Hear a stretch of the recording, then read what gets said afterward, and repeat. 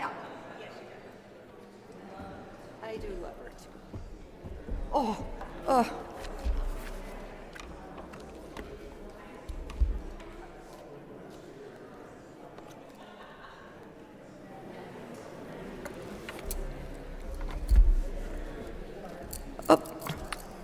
So good morning.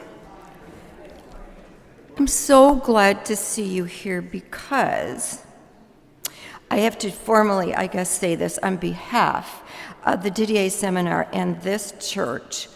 A happy welcome to those who have chosen to spend their Saturday morning here, because it's a great choice, because it's really the place to find breaking news, which is the mission of this seminar, based on the premise that our story is not contained in a closed book. And I'm going to reference this in a minute. This is my mom's Bible from 1925, given to her for confirmation by her mom. And I can guarantee you, they didn't look at this the way we are today. So we're looking at something that is dynamic and continually unfolding, capable of breaking news, layered, as we said last night, like an onion, or Nancy Sabin said she preferred phyllo dough image, like in baklava. The seminar was established for just this reason, to invite scholars and us to peel back what we now know is a layered tradition, established as a retirement tribute to a former minister, Calvin Didier, in recognition of his commitment to ongoing learning, continued unfolding of the Spirit in many disciplines, based on the seminar's premise that in every age the Spirit speaks and must be interpreted and reinterpreted in every generation by our scholars and us. Just think of what we have experienced as opposed to my mom and grandma. The discovery of the Dead Sea Scrolls, the Gnostic Gospels, not included in the Bible, but fascinating, and continued discovery of manuscripts like the ones Elizabeth Polczer, Schrader has been investigating. And we want to know about that, because this is a think-along. And as a former teacher trained to make lesson plans, mindful of essential learning outcomes, I invite you to consider what your essential learning outcome is from this and how it applies to you. Because if it's not personal, it's really not useful. And I lift up this again. When I looked in my mom's Bible, I found on this beginning page selections for your emergencies.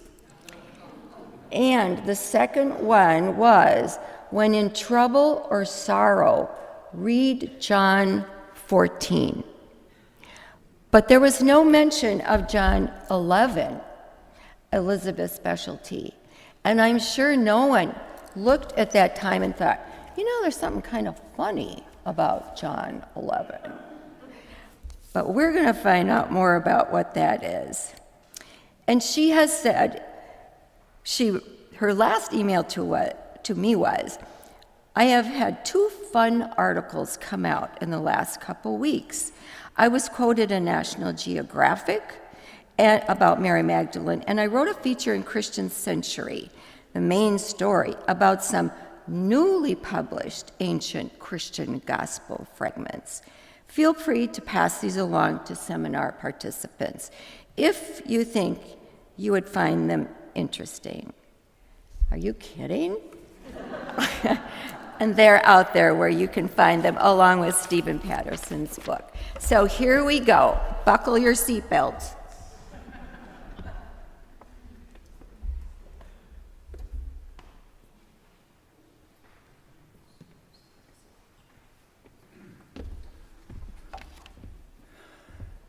Good morning, everyone. I'm Scott Kennefick. I'm one of the pastors here at House of Hope, and on behalf of the entire congregation, I'd like to welcome all of you to this year's Didier Seminar, and we're so glad that you're here, and you're in for a real treat this morning. I have just a few housekeeping items to share with you before we get started, and I'll do a formal introduction of this morning's speaker. The first is to remind you where the restrooms are. They're right out here in the hallway this way, in case they are needed. We have a new hearing loop system in the sanctuary, which will connect with some hearing aids if you have a T-coil. There should be a little switch on your hearing aid if you have a T-coil, and you should connect automatically. We also have a basket over here with hearing loop listeners. They're headsets. You've got one right here. Is it working? Yes. Yeah, excellent. And those are very helpful if you don't have a T-coil. Yeah, please don't be shy about getting up. In fact, you could grab the basket and just pass it around. And if you haven't been in the sanctuary here, you can already tell that the sound is very lively and reverberant.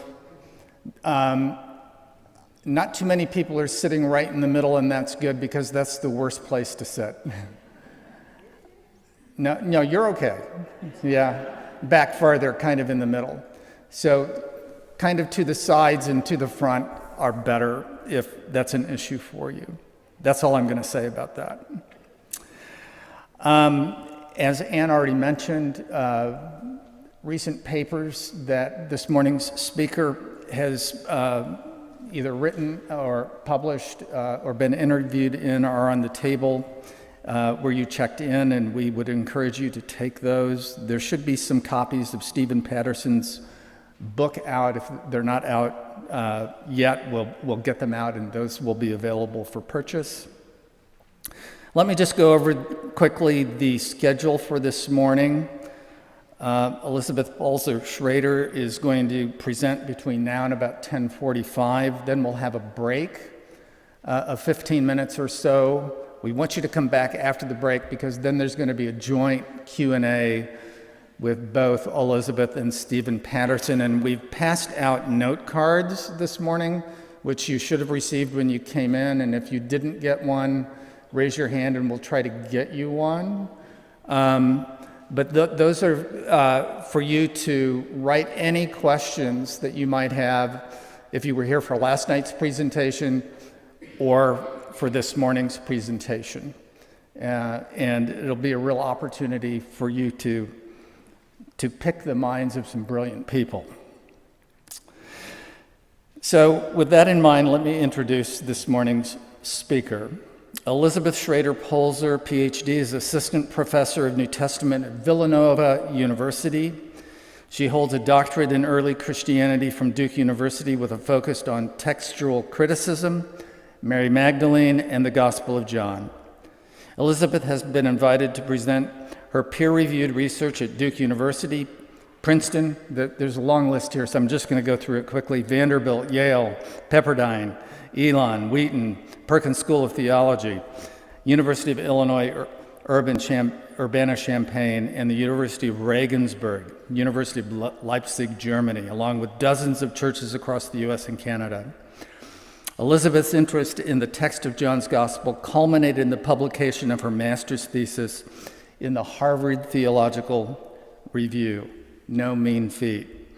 She has published additional peer-reviewed papers in the Journal of Biblical Literature, TC, a Journal of Biblical Textual Criticism, and the Comparative Oriental Manuscript Studies Bulletin. Let's give a warm House of Hope welcome to Elizabeth Schrader Polczer.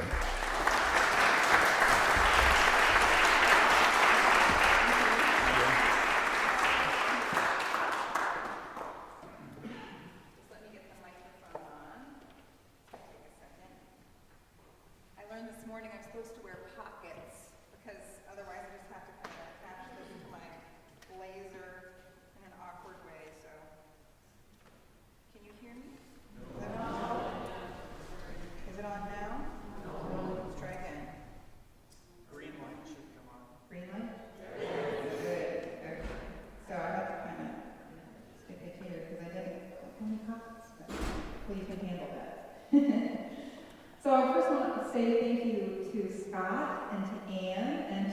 committee who brought me here. It's such an honor to be able to present as part of this incredible seminar where so many people have presented over the decades. And it's also been a real treat to get to know Stephen Patterson and his friend Charles, an incredible colleague in biblical studies as well. So I've really been having a lot of fun here, and what a beautiful space, what a wonderful opportunity, and I'm grateful to all of you for coming to listen to my research. So I'm going to be presenting. He was mentioning that I published an article in the Harvard Theological Review, and I know that a lot of you picked it up yesterday. They actually printed it out. You can't always get peer-reviewed papers for free, but you got some, and also a Journal of Biblical Literature article. So those were all printed out for you yesterday, and I'm going to be basically summarizing those two articles for you today, focusing mainly on the one on John chapter 11, the story of Lazarus being raised from the dead. But then I'm also going to talk to you a little bit about the meaning of the word Magdalene, which has been sort of an issue of contention in biblical studies. So I know that a lot of you know that I'm a scholar of Mary Magdalene, and you're going to be wondering, why are we talking so much about Martha and Mary of Bethany? That's not the right Mary. That's probably what you were taught growing up. That's not the same. And I'll just say, hold that thought. Hold that thought. We'll come back to it at the end as to why this is directly relevant for Mary Magdalene. So let's go ahead and get started. So the name of the article is, Was Martha of Bethany Added to the Fourth Gospel in the 2nd Century? What you're looking at here is a photograph of Papyrus 66.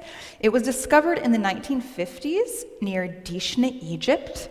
Today it's held at the Bodmer Library in Coligny, Switzerland. It's a codex that contains only the Gospel of John. That's how we know it's so old. It wasn't bound up with any other Gospels, just on its own.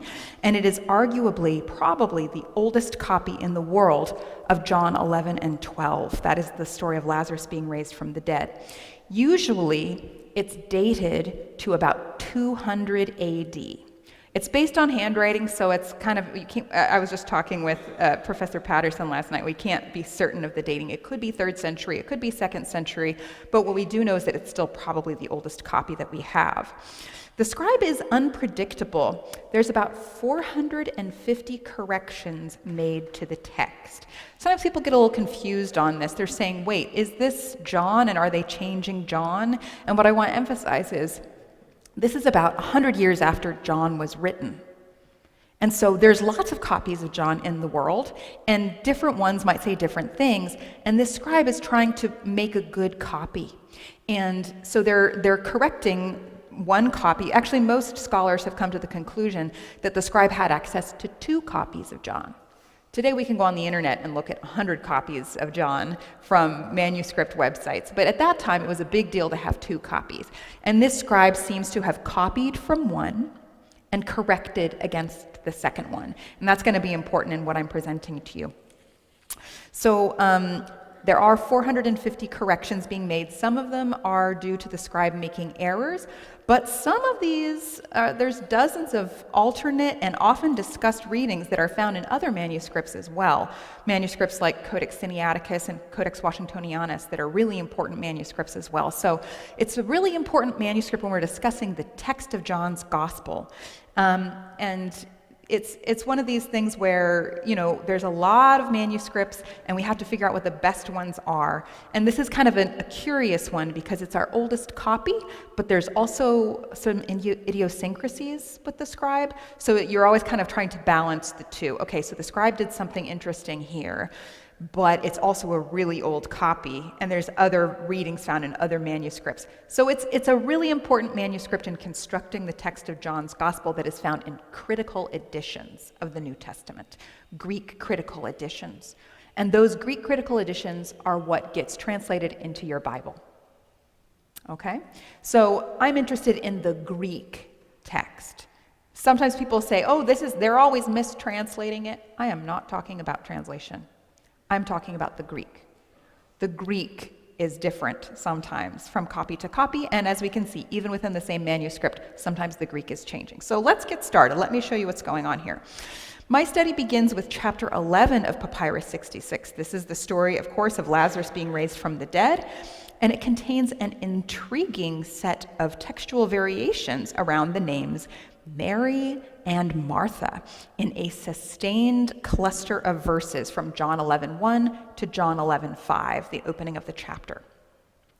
So I've looked now at about 300 transcriptions of John 11 in Greek, Latin, Syriac, Coptic, and Ge'ez. And throughout, that's Ethiopic, ancient Ethiopic. That's the oldest copies that we have. And in 1 in 5 of the Greek copies, and in 1 in 3 of the Old Latin copies, there is an issue happening around the presence of Martha of Bethany. Now, I want to say Martha is there in every single copy that I've looked at, that I am aware of. She's there. But her presence is sort of blinking in and out. And you see it also in the Syriac, the Coptic, and the Ge'ez. It's really happening throughout the entire textual transmission of John. And so my thesis is it possible that something was changed here in relation to these Bethany sisters? Is it possible that Martha was not there?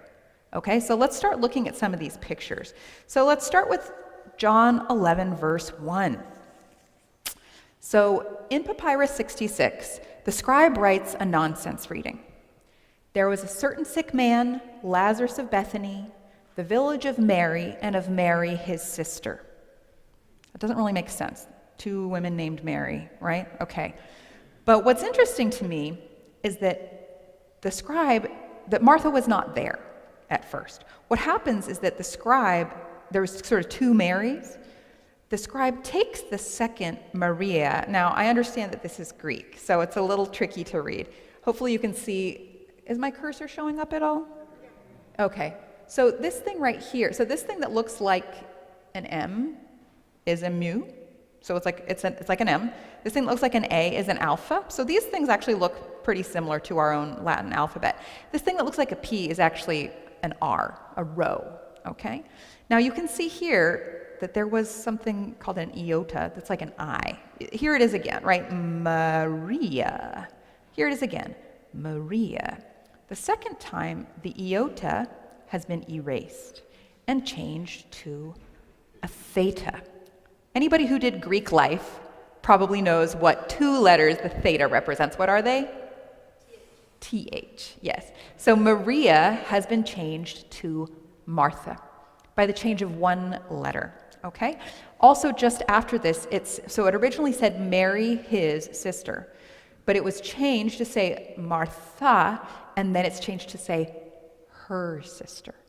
So Mary, his sister, is changed to say Martha, her sister. Now, people who looked at this before me, because, I mean, they published this in the 1950s. People had had it for a long time. I was just some master's student looking at changes, and I was like, okay, what have people said? And it turns out people had said, okay, the scribe seems to have made a mistake here. But the thing is that it's not the only manuscript where something like this happens. Codex Alexandrinus is another of the world's most important gospel manuscripts. It's held by the British Library, and it was copied in the 5th century. In this manuscript, the scribe actually wrote a sensible reading at first.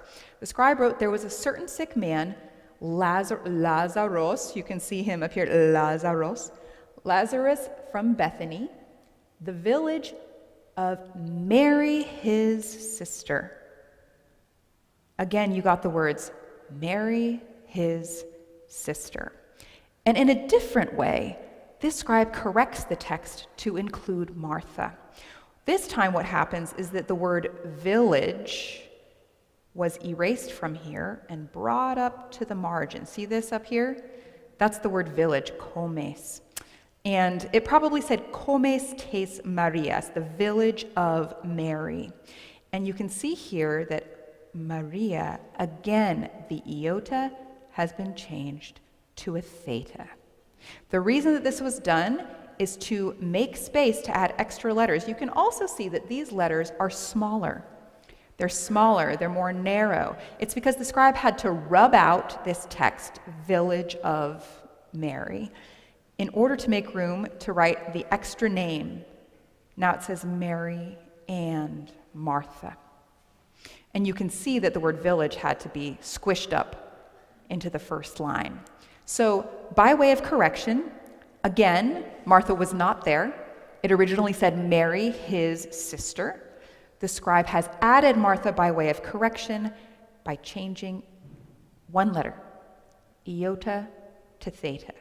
So now it says, there was a certain sick man, Lazarus of Bethany, the village of Mary and of Martha, his sister. Notice that they don't change the masculine pronoun in this one. It still says, tes adelphes autou, the sister of him. Whereas in Papyrus 66, that was changed to say the sister of her. So you can see these are two of, let's say, the 10 most important copies in the world of the Gospel of John. In 2 of the 10 most important Greek copies in the world, you can see that Martha was not there in John 11, verse 1, that she's getting added by way of correction. Now again, you could say, okay, these are just mistakes. Maria, Martha, it's one letter. Maybe the scribe accidentally wrote the wrong name. His sister, her sister, potato, potato. Maybe it doesn't really matter. And I think that's what people before me had thought when looking at these manuscripts. Now this, going back to Papyrus 66, this is different. This is John 11, verse 3.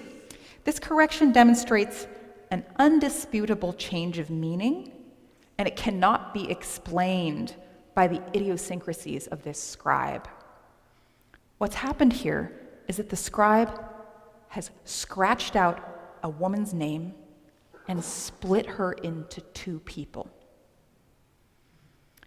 And this actually, interestingly enough, when people first started publishing about Papyrus 66, one of the world's most important textual critics at the time, Gordon Fee, said, "This is the strangest change in the entire papyrus."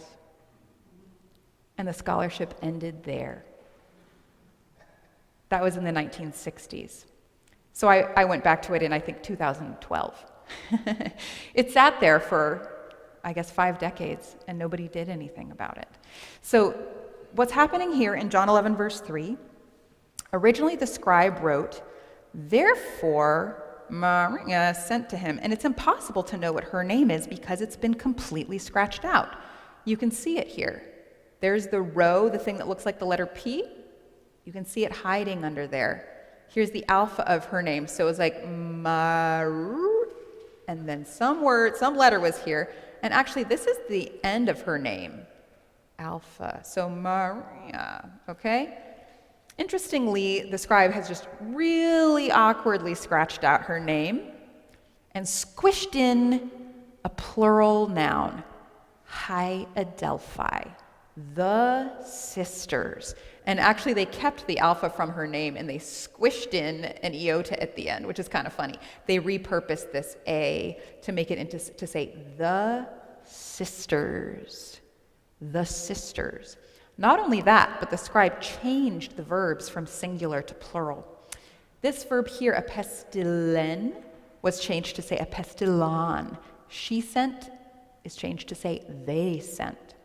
Also, this iota here is the furthest letter to the right on the whole page, so textual critics have concluded that this participle has been changed from singular to plural. So she was saying, and then it became they were saying.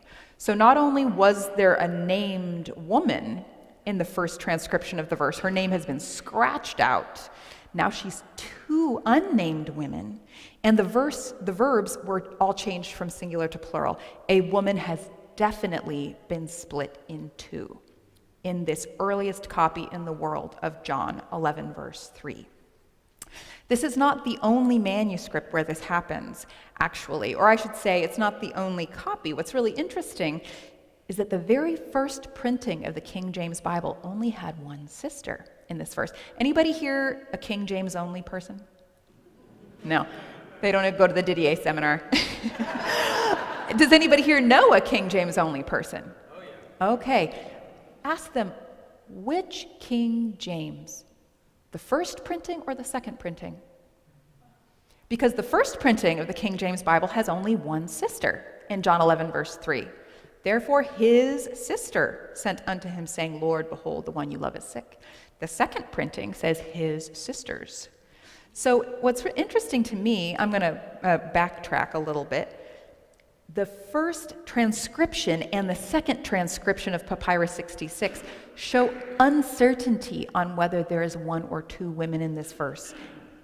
Same thing in the first and the second printing of the King James Bible. Uncertainty. Is there one or two women?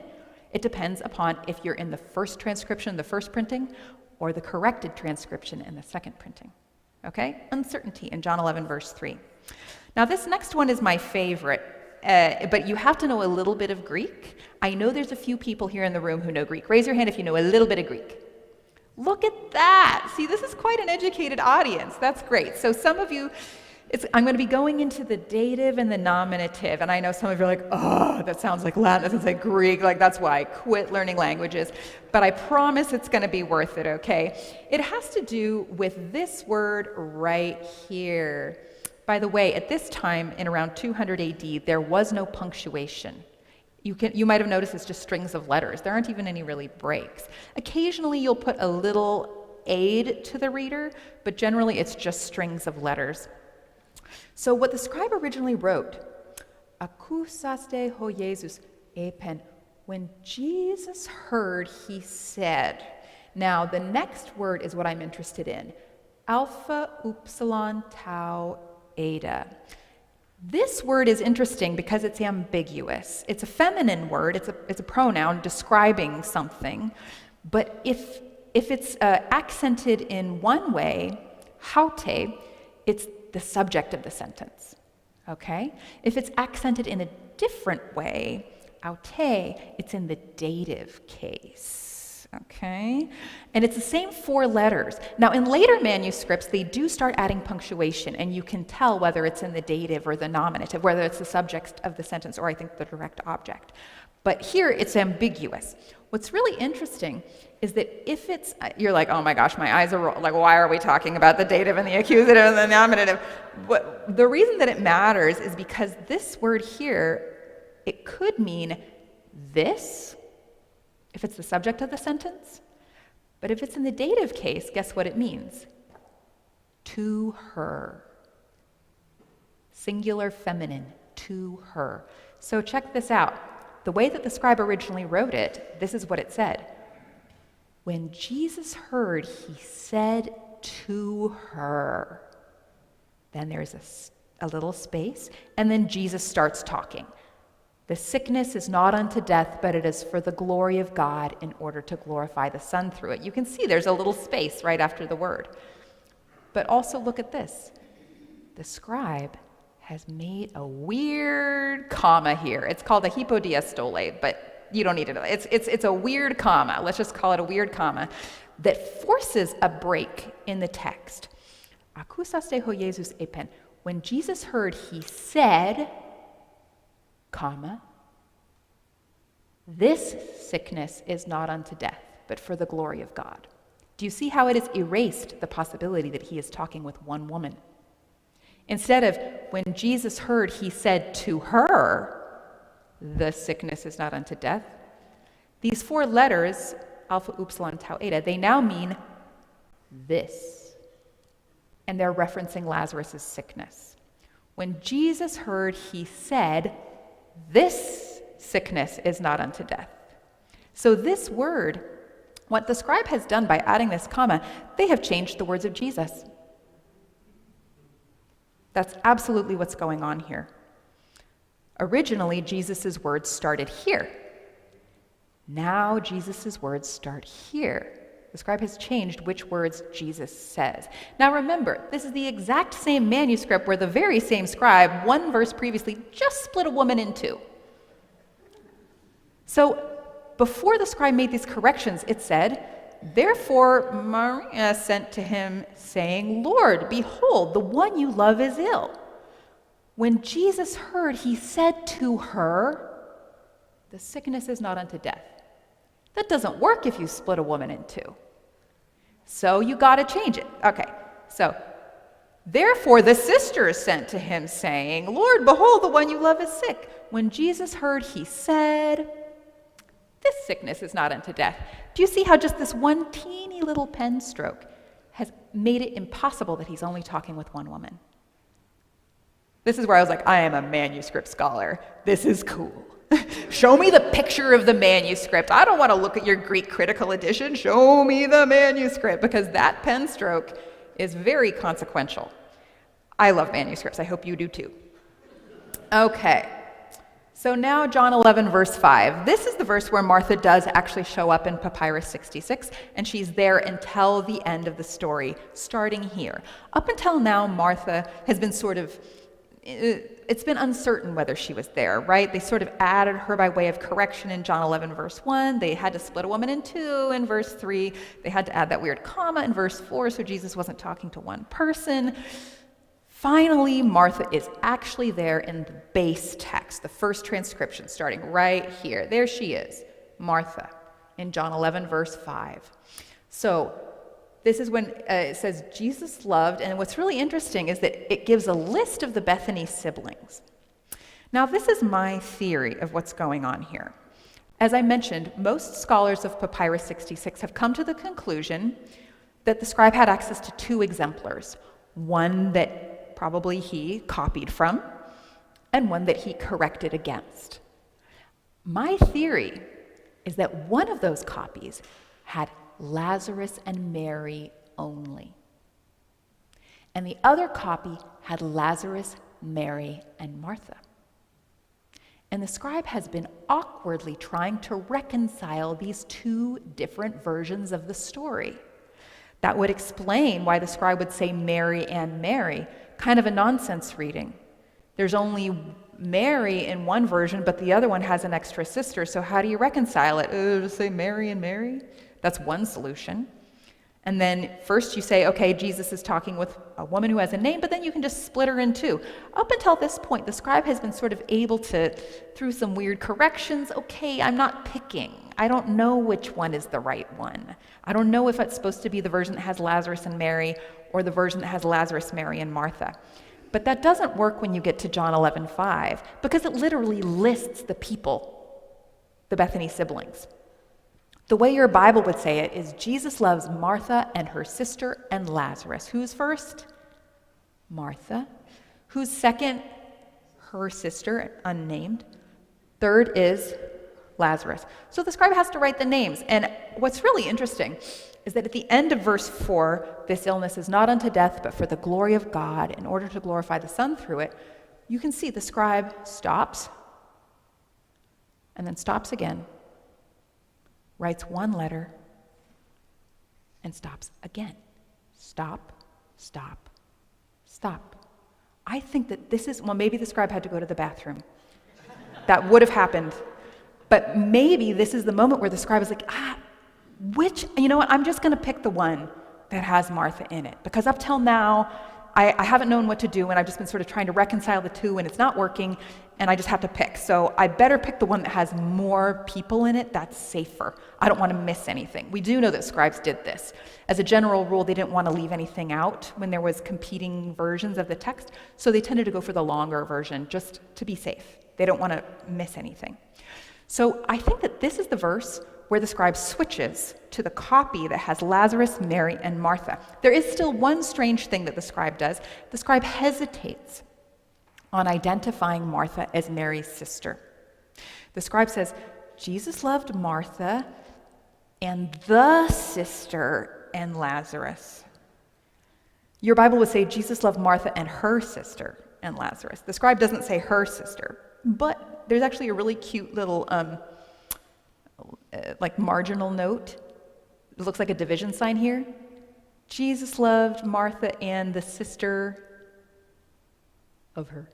You see this down here in the bottom? This marginal note, it actually indicates that there's other manuscripts that say other things. This says her in the bottom. So the scribe is sort of like, okay, maybe it's her sister, but I'm going to put that in the margin. The scribe has hesitated on identifying Martha as Mary's sister. That's what this little critical note indicates, that different manuscripts say different things, okay? And this is the oldest copy we have, okay?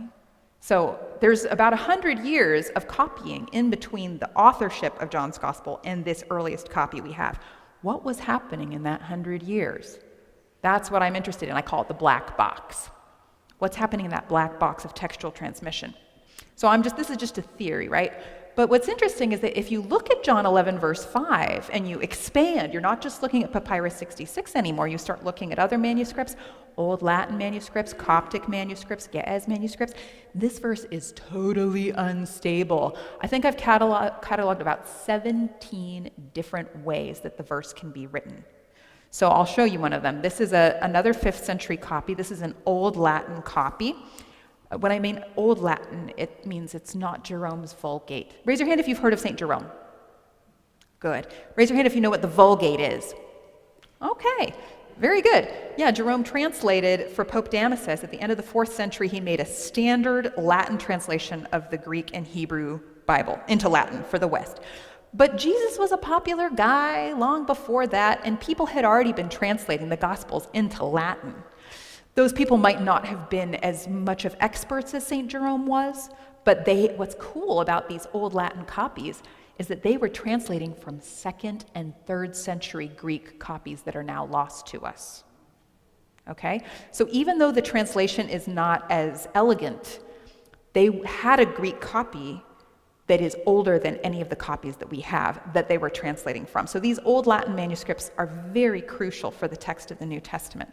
This really fascinating copy, Codex Corbiensis, held at the Bibliothèque Nationale de France, it says, Jesus loved Lazarus and Mary and her sister, or maybe his sister. It says eius, which is ambiguous. Lazarus, Mary, her sister. So who's first? Lazarus. It should be easier to read because it's in Latin script. Lazarus, who's second? Mary, and she has a name this time, right? And her sister, or his sister, okay? So Martha's last in this version. That's not how your Bible is supposed to be, friends. It's supposed to have the same list of people in the same order, with the same people who get named. So just the fact that the naming is different is a clue that something strange is going on here. But something even stranger is going on here. Did anybody notice this? This is called a Carolingian minuscule hand. That's from the 8th, 9th century, so like 4 centuries later. This is a 5th century uncial hand, okay? So this is a 5th century scribe. Martha's name does not appear in this verse for this Latin copyist in the 5th century. It's only somebody in the 8th or 9th century that's like, wait, isn't Martha supposed to be there? So some corrector goes back and sticks Martha's name in the margin. Pretty interesting, right? This is a later user of the manuscript, but the discrepancy between the handwritings shows about 4 centuries of time had elapsed in between the original transcription and the correction. Here's another First I'm going to show you this interesting John Chrysostom homily. Does anybody know who John Chrysostom was? Look at this parish, you guys know so much stuff. He was a 4th century Archbishop of Constantinople. He wrote tons and tons of sermons. Chrysostom means golden mouth.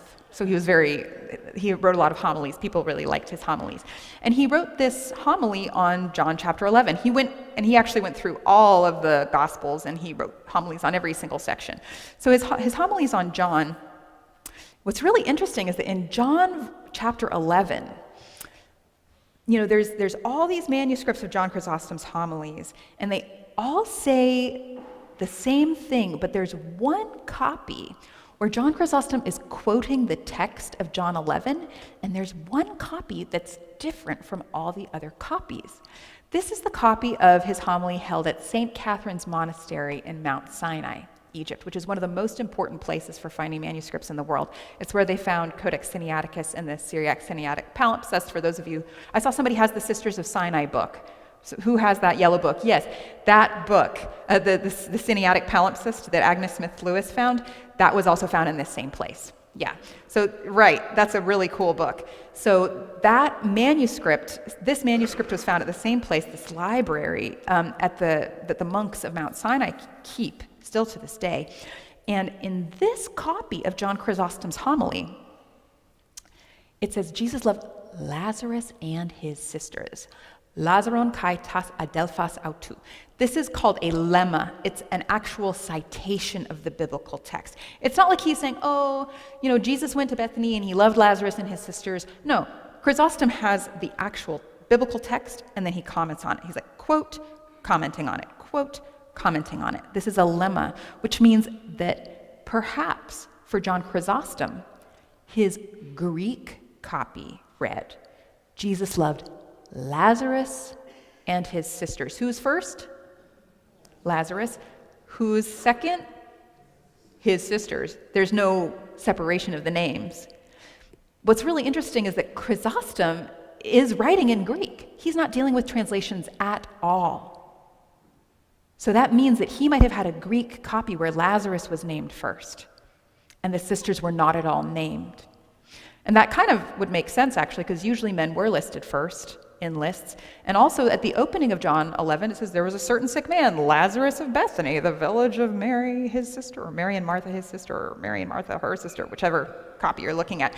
But usually Lazarus is listed first, so this would actually match the style of the opening of the chapter. It's only held in one copy. All the other copies match what your Bible would say today. So it's just one copy, but it's very interesting that it's held at this place where some of the most important manuscripts in the world have been preserved. I think this is very interesting. I think it's possible John Chrysostom had a copy where Lazarus was listed first in John 11:5, and we actually do know that later monks in the 12th century noticed that John Chrysostom's lemmas, his quotations of the text, didn't match their Bibles. So they're like, oh, we'll just fix that. So they made a concentrated effort to update all of their manuscripts of John Chrysostom's homilies so that his quotations of the text were fixed to say what they were supposed to say in the 12th century. And I think that that's what nearly every copy of Homily 62 has, is the fixed text. Jesus loved Martha and her sister and Lazarus is the fixed text. So the fact that there's one copy that says this makes me think, I think that's probably what Chrysostom actually preached, because it doesn't match any of the other ones. Now let's get to this other Old Latin copy. This is the one that I think might be the right reading. This is Codex Colbertinus, also held in the Bibliothèque Nationale de France. This one just says, Jesus loved Lazarus and his sister. This is a gospel manuscript. Back to John, okay? Jesus loved Lazarus and his sister. I'm like, oh, that one makes sense of all the other ones. If you're adding Martha, you could either add her by saying Lazarus and his sisters, or you could say Lazarus and Mary and then add this extra stuff about his sister or her sister, and then you got to stick Martha in later. Or you could list Martha first and the sister and Lazarus last. It makes sense of all this weirdness in the textual transmission. Remember I said there's like 17 different readings. If the evangelist said Jesus loved Lazarus and his sister, but an editor changed it to say Jesus loved Martha and her sister and Lazarus, that makes sense of all of this weirdness that's going on. Every single one of these can be clearly explained by a combination of these two readings. So I think that the greatest finding of this article, this Harvard Theological Review article, is that guess what? You can reconstruct the story of Lazarus being raised from the dead with just Lazarus and Mary, using just 3 manuscripts. It's just the first 5 verses, okay? But it is an alternate text form of John 11, and this is not a conjectured text form. You might have friends who say, oh, I bet the Bible was changed. And I say, okay, show me the manuscript. What do you think it said beforehand? Show me the manuscript. These are real readings from real manuscripts of the Gospel of John, not just any manuscripts, some of the most important Gospel of John manuscripts in the whole world. Papyrus 66, Codex Alexandrinus, and Codex Colbertinus. When you cobble together crossed out readings from those 3 manuscripts, you can get this alternate version of the story where Lazarus only has one sister. This is not a conjectured text. This is called an eclectic text. An eclectic text is when you take different readings from different manuscripts and you put them together into what you think the evangelist wrote. And I'm saying, I think the evangelist might have written this. There was a certain sick man, Lazarus of Bethany, the village of Mary, his sister. That's Codex Alexandrinus, the 5th century one in the British Library. This was the Mary who anointed the Lord with ointment and wiped his feet with her hair, whose brother Lazarus was sick. Therefore Mary sent to him, saying, Lord, behold, the one you love is sick. That's Papyrus 66, before they split the woman in two. When Jesus heard, he said to her, Papyrus 66, before the comma, the sickness is not unto death, but for the glory of God, so that the Son may be glorified through it. Now Jesus loved Lazarus and his sister. That makes perfect sense. That is a perfectly sensible text form found from real readings and real manuscripts of John. Lest you think that this kind of activity only happens in John 11, 1 through 5. No. It happens throughout the entire textual transmission anywhere where Martha might appear. This is again back in Codex Colbertinus, the one that has only one sister in John 11, 5. Look at this. This one has a Mary change to Martha in John 11, verse 20. If you want to do it in Latin, you add a little crossbar at the top of the I and you stick an H above. That's how you do it if you want to change Maria to Martha in Latin. And you can tell that it was definitely a Maria because the T's are like thin and curved. But this was straight up like a Maria. So this was definitely a Mary changed to Martha in the very same manuscript. I had published this before I started at Duke.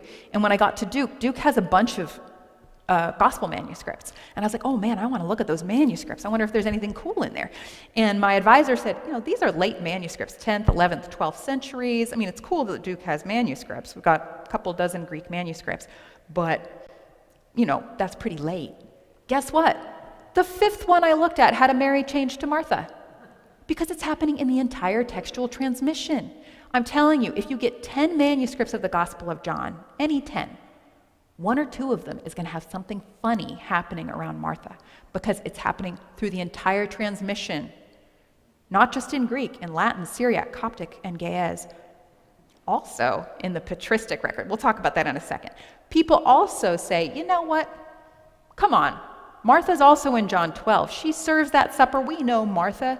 Martha serves, right? Mary sits at Jesus' feet. Martha serves. And I just say, what manuscript? Which manuscript are you talking about? Because there's a lot of Byzantine Greek manuscripts where Mary serves the supper. She serves the supper and anoints Jesus in these manuscripts. So, the question anybody would have here is, why? I'm sure you're probably wondering this. Why would somebody put Martha in the story of Lazarus being raised from the dead? Why would somebody want to do that? First of all, we know where Martha comes from. That's the story I was just referencing in Luke's gospel. Luke 10:38 to 42. Does this ring a bell for you folks? Jesus entered a certain village where a woman named Martha welcomed him into her home. She had a sister named Mary. Martha says, don't you care that my sister's not helping me? Tell her to help me. The Lord says, Martha, you are worried and distracted by many things. There's need of one thing. Mary has chosen the better part, which will not be taken away from her. There's two things I want to point out about this story. First of all, where's Lazarus? They don't have a brother. Whoever Jesus is visiting here, Martha and Mary, they don't have a brother. Second of all, this point in the story is just after Jesus turns his face toward Jerusalem, which means he's in Galilee or Samaria. He doesn't get to Jerusalem until Luke chapter 19. By the way, Bethany is a suburb of Jerusalem, okay? He is not in Bethany here. He is in Galilee or Samaria, several days' walk away from Bethany. He's not in Bethany in this story. I'm saying, is it possible that Martha and Mary in Luke's gospel are a totally different family than Lazarus and Mary in John's gospel? Obviously, the name Mary was very popular at this time. Maybe you've heard this. It's just by reading your Bible, you're dazzled by all the Marys. Oh my gosh, how many Marys are there? It's very confusing. I'm saying, well, maybe some of the confusion is because there was a little bit of tinkering with the text. There might have been a little bit of strange scribal activity going on around these Marys. The other thing that is going on here, okay, so we know where Martha would have come from. Somebody could take Martha from Luke. I'm saying in the 2nd century, when the Gospels all start to circulate amongst one another, somebody could have read this story from Luke and stuck her into John. Why? Why would somebody take Martha from Luke and put her into John? It might have something to do with the fact that from the very earliest interpretation history that we have of John's Gospel, we know that some people thought that Lazarus' sister Mary was Mary Magdalene. Some people think that this is Pope Gregory's fault in the 6th century. Pope Gregory said that Mary Magdalene was a prostitute. That's different, okay? I'm talking about John's gospel only, the intention of John the evangelist. In John chapter 12, Mary anoints Jesus. You know this, right? She anoints Jesus with her hair, but it's portrayed very positively, okay? In fact, it sort of inaugurates his passion. It takes place in Bethany, just like it does in Mark and Matthew's gospel. And Judas says, he criticizes her, and Jesus defends her. He says, leave her alone. She bought it so that she might keep it for the day of my burial. Does anybody know how many women named Mary go to Jesus' tomb in the Gospel of John? 1. Mary Magdalene. I'm saying that might be why early readers of John thought that Mary of Bethany was Mary Magdalene. He's pointing forward to his tomb, and he's saying that she's going to be there for the day of his burial. But there's only one woman named Mary at the tomb in John's Gospel, Mary Magdalene. This is, of course, that very famous scene where Jesus appears to her in the garden, and she says, Rabboni, he says, Mary, and she says, Rabboni, and then she recognizes him. It's this beautiful scene in the Gospel of John. What's very interesting about this scene between Mary Magdalene and Jesus is that there are a lot of parallels with John chapter 11, which scholars of the Gospel of John have always noticed, right? There's a woman named Mary. She's crying. She's at a tomb. There's a stone that gets rolled away. She sees somebody that she loves rise from the dead. But there's some really subtle textual things going on in the Greek that are parallels between John 11 and John 20, such as Jesus says, "Where have you laid him?" Pou tethekate auton in John 11:34. And then Mary Magdalene asks him the exact same question in John 20. Pou ethekas auton, exactly the same verbs and pronouns. Where have you laid him? That's a mirror question. Jesus asks Mary in John 11.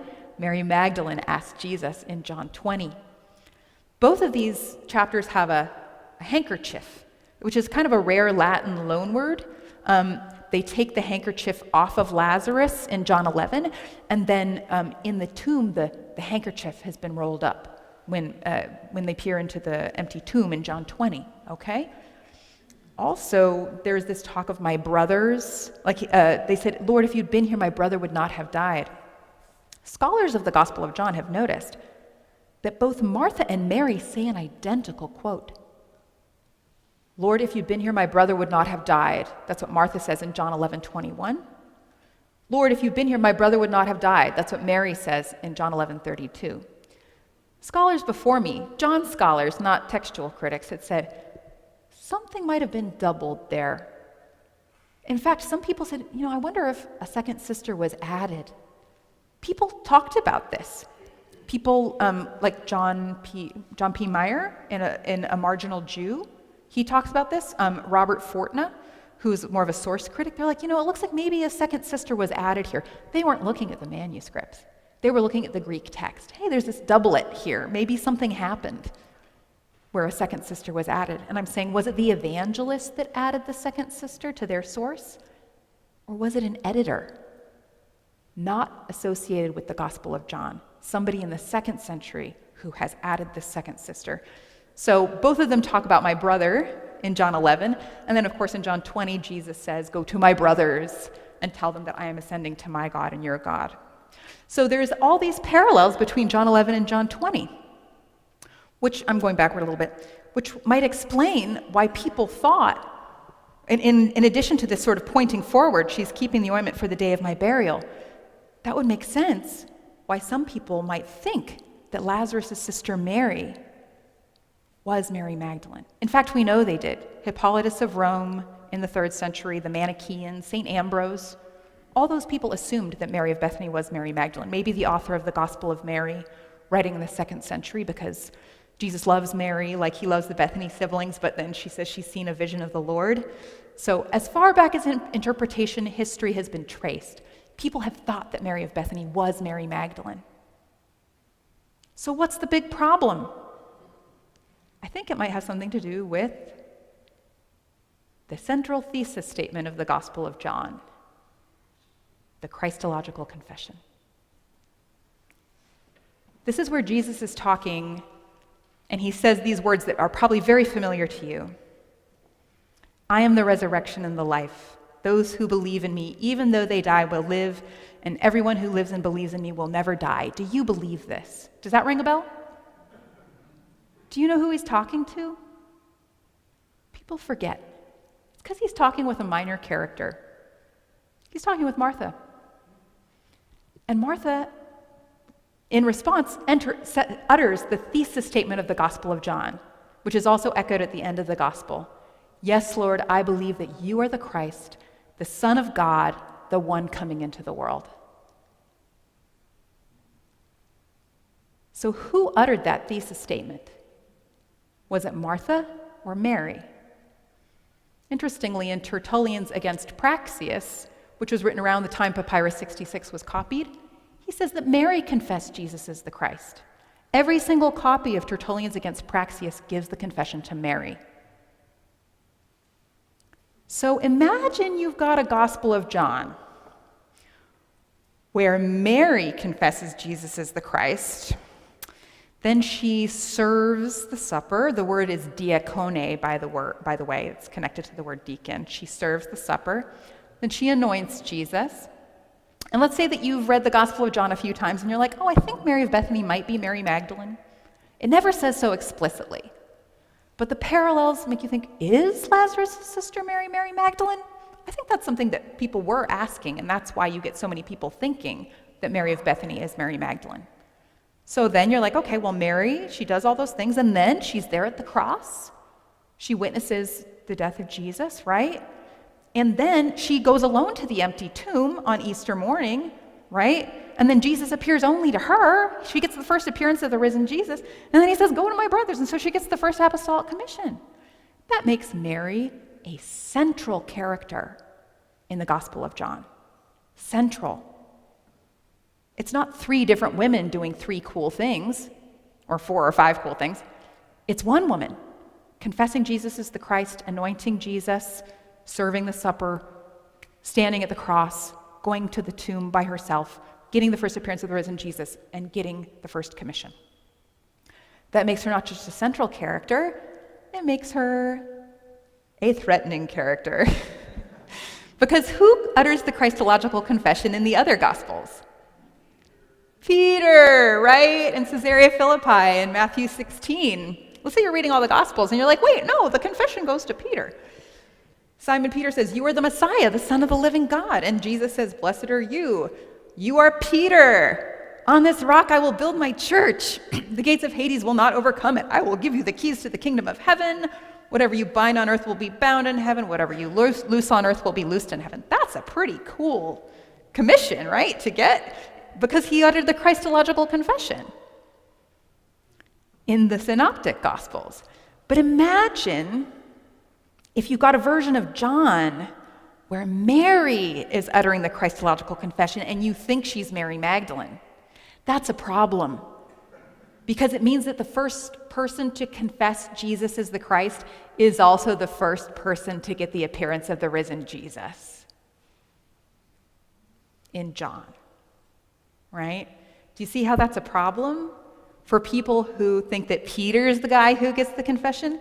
But all you got to do is just change an iota to a theta, and the problem is solved, right? Okay? So just change Mary to Martha, and now Martha confesses Jesus is the Christ. No problem. You still got a woman confessing Jesus is the Christ, but she's a minor character. She's not threatening. And then she just leaves. She's done. She confesses Jesus is the Christ. She gets Mary, and then bye. Martha doesn't have anything else to do in this gospel. So I'm saying that the addition of Martha might have solved a very big problem that the Gospel of John had.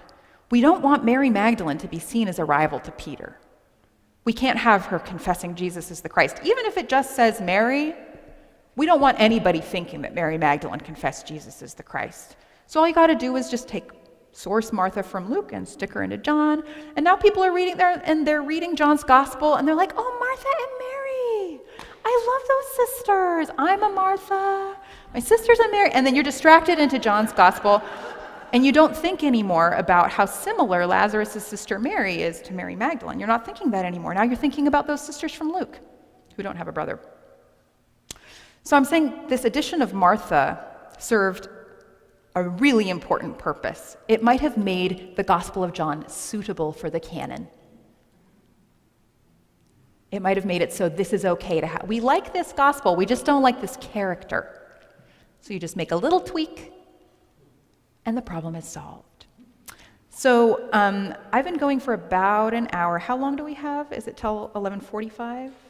We have 10 more minutes total? Okay. So I'm just going to show you a few more things. First of all, I want you to know, so I'm sorry, I'm going back and forth in the, I want you to see that some of the earliest artwork of the Lazarus story has only one sister.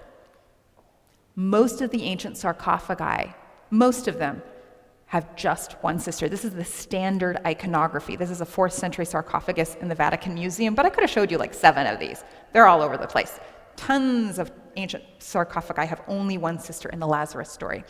It goes as late as the 5th century. This is in the Louvre, the Capsule of Brivio. It's a reliquary. That also just has one sister. This is the Andrews diptych, which is probably made in the 9th century, but based on a 5th century copy. You can tell it's old because Jesus has his wand, like Jesus the magician. Have you ever seen that before? Really ancient artwork has Jesus with a wand. And there's, again, just one sister, because this is not Martha. Pretty sure that's not Martha. This bald guy with a mustache. That's not Martha. So I'm saying that as late as the 5th century, people might have known this alternate text form of the Lazarus story, where Lazarus only has one sister, and it takes a while for it to get into the text. That's why you get these uneven quotations where sometimes a church father will say that Mary did something, where your Bible will say that Martha did it, because the text was uneven for several centuries until it kind of landed in the form of text that is now in your Bible. I did promise I was going to say something about my other article that I published with Joan Taylor in the Journal of Biblical Literature, because I know some of you were like, wait a second, Mary is not from Bethany. It's Mary of Magdala, right? Raise your hand if that has crossed your mind just now. Okay, it's Mary of Magdala, right? Well, the word Magdala just means tower, right? So we wrote this article for the Journal of Biblical Literature, and I guess they handed it out the other day, so you can actually read it. Usually you have to pay to get it, so good job. Oh, you paid for it, and then he made like 1 million copies. So you can read it. Yeah, it's a Journal of Biblical Literature article that I wrote with Professor Joan Taylor of King's College London. And the central question is, how clear is it that He Magdalene, it never says Maria apo Magdala. There's no manuscript that says that. It's always Maria He Magdalene, or Maria Kalumene, Mary called Magdalene. How clear is it that the Magdalene referenced her coming from a city called Magdala by the Sea of Galilee? Maybe some of you have gone to the Holy Land. You've gone to Magdala, and they say, oh, this is Mary Magdalene's hometown. Maybe this is the synagogue where she worshiped. We found the Magdala stone. I mean, that's really good for getting pilgrims to come to your site. That works really well. But what we pointed out in this article is that in the 1st century, this town was known as Tarichaea. There is nobody in the 1st century who thinks that Magdala is the same place as Tarichaea. And in fact, there were many towns with the word tower in them, but they were always like Tower of the Fishes, or Tower of God, or Tower of this or that. Just to say the tower S, the word Magdala, the Hebrew root gadal means to be great or large, and you add this mem at the beginning that makes it into a noun. So in Hebrew, it's Migdal, and in Aramaic, it's Magdala, and they just mean tower. And so the Greek ending, ene, is like S. I'm from Portland, Oregon, so you could call me a Portland-S, okay? So it's kind of like ene is like the ending, okay? So Portland-S, Magdalene is like tower S. That's what that means, okay? So it just, the most literal meaning of Magdalene is toweress. So the question is Mary from a town called Tower? Or is Mary herself the tower? Okay? So we did a review of all the literary evidence in antiquity, and what we found is that there's no consensus on the meaning of her name. Luke says Mary called Magdalene, right? And whenever he uses that word called, he's always talking about a nickname. Elizabeth, who is called barren. Martha, who had a sister called Mary. Simon called Peter. That's what the word Luke uses for saying that somebody has a nickname. When he's talking about a place that somebody comes from, he does other stuff. He says Jesus the Nazarene. He doesn't say Jesus called Nazarene. He says Jesus the Nazarene. Simon, a certain Cyrenian, or Lucas the Cyrene, or Aquila, a native of Pontus. He doesn't say called when it's referencing their hometown. So Luke seems to think it's a nickname. But there is discrepancy. In the 3rd century, Origen does think she comes from a place called Magdala, but he doesn't know where it is. It's a little weird because when he wrote this, he could have walked to Magdala. He was writing from Caesarea at this point. And he's like, oh, there's some place called, and he also says it means magnification. And he says that is actually very appropriate because she followed him and ministered to him, and she looked at the mystery of his passion. She was among the prominent ones. So it makes sense. It's sort of like a pun. It makes sense that she would be from a place called magnification because she was magnified. Also interesting is that in the 4th century, Eusebius, who lived also in the Holy Land, also in Caesarea after Origen did, he made a catalog of all the locations in the Bible. It's called the Onomasticon. Really helpful. It's very helpful for understanding the geography of the Holy Land in the 4th century. Guess what? He knows a place called Magdala. It's in the south. It's nowhere near this place by the Sea of Galilee that you might go to today. And he doesn't say that Mary Magdalene came from there. He doesn't think she did. So there is a Magdala that he knows. By the way, this totally blows out of the water that pilgrimage site. So they won't like it. Actually, I think they do know about Maya and Joan Taylor's argument, and they don't like it. Because then people won't go to their cool pilgrimage site. You know, they love. And the thing is that pilgrimage site, in the 6th century, they did start saying Mary Magdalene came from there. People in the East started saying that. People in the West were more likely to think that Mary of Bethany and Mary Magdalene were the same person. In Western Catholicism, that was sort of the narrative, and also that she was the sinful woman in Luke's gospel. That's Pope Gregory's fault. So in the West, Mary of Bethany was thought to be Mary Magdalene. In the East, probably because of what Origen had said, people said, okay, she's from Magdala, but where the heck is that? We don't have a place like that. In the 6th century, they started calling the place that today is Magdala. They said, okay, that's where she's from. But we don't get anything saying she's from there until the 6th century. In the 4th century, Magdala was apparently in Judea. So does anybody know who Richard Bauckham is? He's a scholar and he wrote a whole book called Magdala of Galilee. And what's really funny, he cites every single ancient author saying, okay, Magdala is that place by the Sea of Galilee, except Eusebius. And what's really interesting is he knows this book. He cites Eusebius's Onomasticon somewhere else. He just skips this citation. Richard Bauckham skips this citation in his survey of the meaning of the word or the location of Magdala. I'm like, sorry, in the 4th century, nobody thought that was Magdala. That's centuries, and there was nobody who called it Magdala in the 1st century. It was called Tarichaea. So the point is, Mary the Magdalene cannot reference that place by the Sea of Galilee in the 1st century. In fact, St. Jerome, that expert, who also lived in the Holy Land, who was an expert in Greek and Hebrew, and of course Latin, and he was living in the Holy Land when he wrote this, he said Mary, properly the Magdalene, because of her diligence and ardent faith, received the name Toweress, because she deserved to see the risen Christ first. So for Jerome, it's a title. Jerome thinks she was Mary of Bethany. He knew several places called Tower of Something because he actually lived there. He associated Mary with none of them. He does not mention a place, Magdala by the Sea of Galilee. He knew Eusebius's Onomasticon, and I think he made his own version, maybe in Latin. He does not mention a place, oh wait, no. It's in his letter to Paula in Eustochium. Sorry, inside baseball. For Jerome, it is more likely that Mary Magdalene, as the sister of Martha, was honored at the guest room of Martha and Mary of Bethany. So Jerome thought that Mary of Bethany was the sister of Martha and Mary Magdalene. And he says her name was Tower-S, and she deserved it because she got to see the risen Christ first. So you can see there's no consensus. There's no consensus on the meaning of Mary's name. Maybe she came from a place called Magdala, or maybe Mary herself was the Magdala, Mary the Tower. So we conclude that the assumption that should be translated Mary of Magdala is questionable. It's always been read in multiple ways.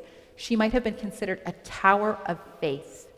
It seems that her nickname might indicate her position as one of Jesus' closest disciples, like Simon the Rock or James and John of Zebedee. So maybe Simon Peter gave one Christological confession. Peter the Rock and Mary the Tower are our two Christological confessors in the Gospels. And the ancient position that Mary Magdalene hailed from Bethany remains within the realm of sensible exegetical possibility. So I hope I have persuaded you. So in conclusion, my argument is that Papyrus 66 reflects the final stages of a form of text where Martha is being secondarily added to this story of Lazarus. There is a strong possibility that the change was made to hamper the subtle suggestion that Mary of Bethany could be Mary Magdalene, in particular, to make sure that that central Christological confession, yes, Lord, I believe that you are the Christ, the Son of God, would not appear on Mary's lips. Is it possible that one very central figure in John's Gospel has been split in three? Is it possible that Mary the Tower is our Christological confessor in John's Gospel? Thank you very much for your attention. Thank you. For your attention. Thanks.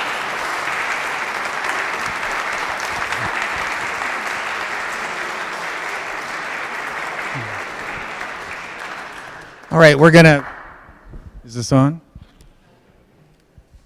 I'll speak loudly. We're going to take a 15-minute break. We'll reconvene here at 11 sharp. If you have questions, please write them on the card. There will be a basket up here on the steps, and you can place them there. And questions for Stephen Patterson as well. Stephen Patterson's Right, for both presentation scholars. yesterday. We'll both be answering questions. Thank you.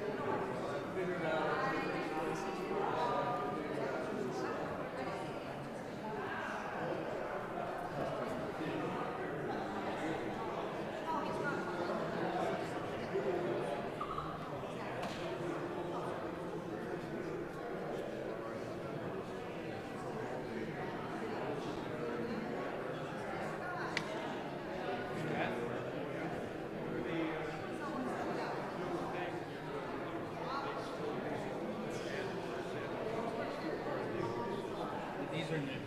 These are new. This is. Yes, that's correct. Okay. Now, I'm not seeing that's. Yeah, it's the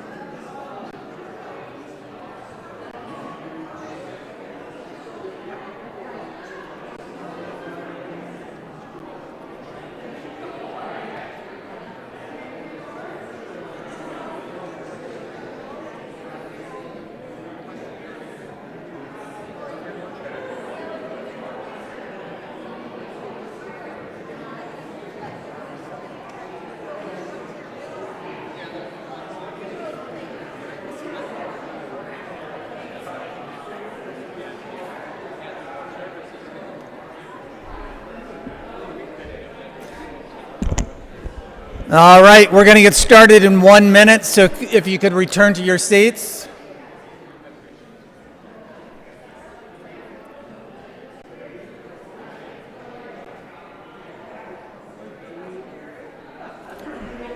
Do you need something, Stephen?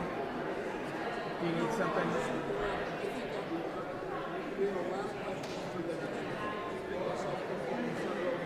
Okay. Okay.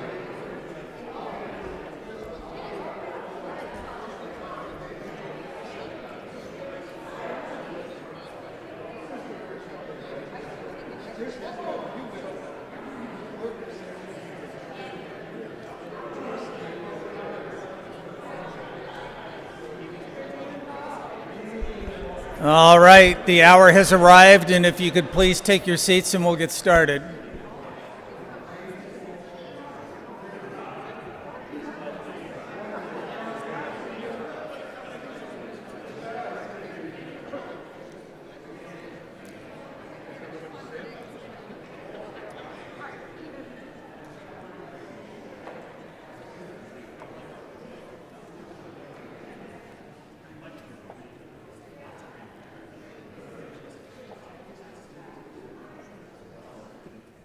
Is your mic on?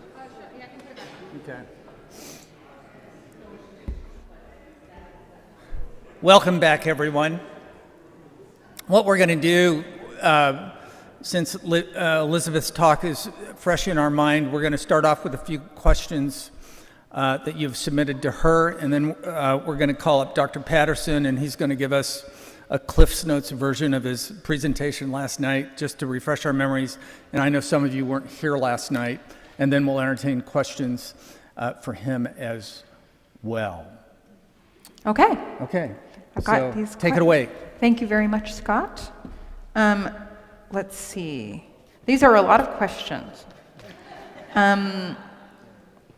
Let's see. Can I say a few words about the non-canonical Gospels that describe Peter as jealous of Mary Magdalene and the significance of that? There are some texts like the Gospel of Mary, the Gospel of Thomas, that Stephen Patterson is a real expert in, much more so than I am, and the Pistis Sophia, that explicitly have some sort of conflict between Simon Peter and Mary, who is Mary Magdalene in the Pistis Sophia and is probably Mary Magdalene in the Gospel of Mary, less clear in the Gospel of Thomas. And he seems, in different texts, it seems to be he's jealous of her, or he just wants her to be quiet, or he's worried that Jesus loved her more than the others, or that she's a woman and so she doesn't really have the authority to share her vision of events. These are all later authored Gospels. I wouldn't put them in the first century personally. Some people might put the Gospel of Thomas in the first century, though maybe not that last saying. I think that those might retain some sort of historical memory, either of a conflict between Peter and Mary Magdalene, but more likely those who venerated Peter and those who venerated Mary Magdalene. It's probably reflective of 2nd, 3rd, maybe even 4th century conflicts between different churches, some of whom think that Mary has a certain kind of authority and Peter, for whatever reason, has a problem with that. So I actually think that those Gospels, I wouldn't consider them scripture, personally, but I do think that they are helpful for historical information about conflicts between Peter followers and Mary followers. And I would say, even though I didn't talk about it in my talk, I, of course, had that in the back of my mind when I was writing this thesis, that those who would give prominence to Peter might have a problem with Mary. That's what these documents were indicating to us, and that might be some explanation, some historical explanation for the odd manuscript activity that we get here. I also want to emphasize I haven't proven that Martha was added to the Gospel of John. I haven't proven that Mary of Bethany is Mary Magdalene, and I have not proven that the word Magdalene means the tower S. But I think I have made a competitively plausible hypothesis that makes it, they can get peer-reviewed in top-tier journals, and that I can say this is a legitimate scholarly position that now is getting cited in a lot of commentaries on the Gospel of John. I think the Nestle Aland critical edition of the New Testament will have some updates to the footnotes as a result of this research. So it's a legitimate scholarly conversation, but it's not a proof. It's not the same as if we actually had a manuscript where Martha was absent in John. That would be a whole other conversation. That would change everything. But right now it's just a theory, like, does Q exist? What is my perspective on the Gospel of Mary? I wouldn't say the Gospel of Mary Magdalene, because it just says the Gospel of Mary, and it's not totally clear which Mary it is, though it is likely to be Mary Magdalene. It's just the Gospel of Mary. I think I shared some of it just then. It's a 2nd century text that seems to retain some sort of conflict between maybe Peter and Andrew as representatives of orthodoxy, and Mary, who's representative of maybe more vision or spirit-oriented Christianity, and the conflicts that were taking place in the next generation of Christians between these differing Christian groups.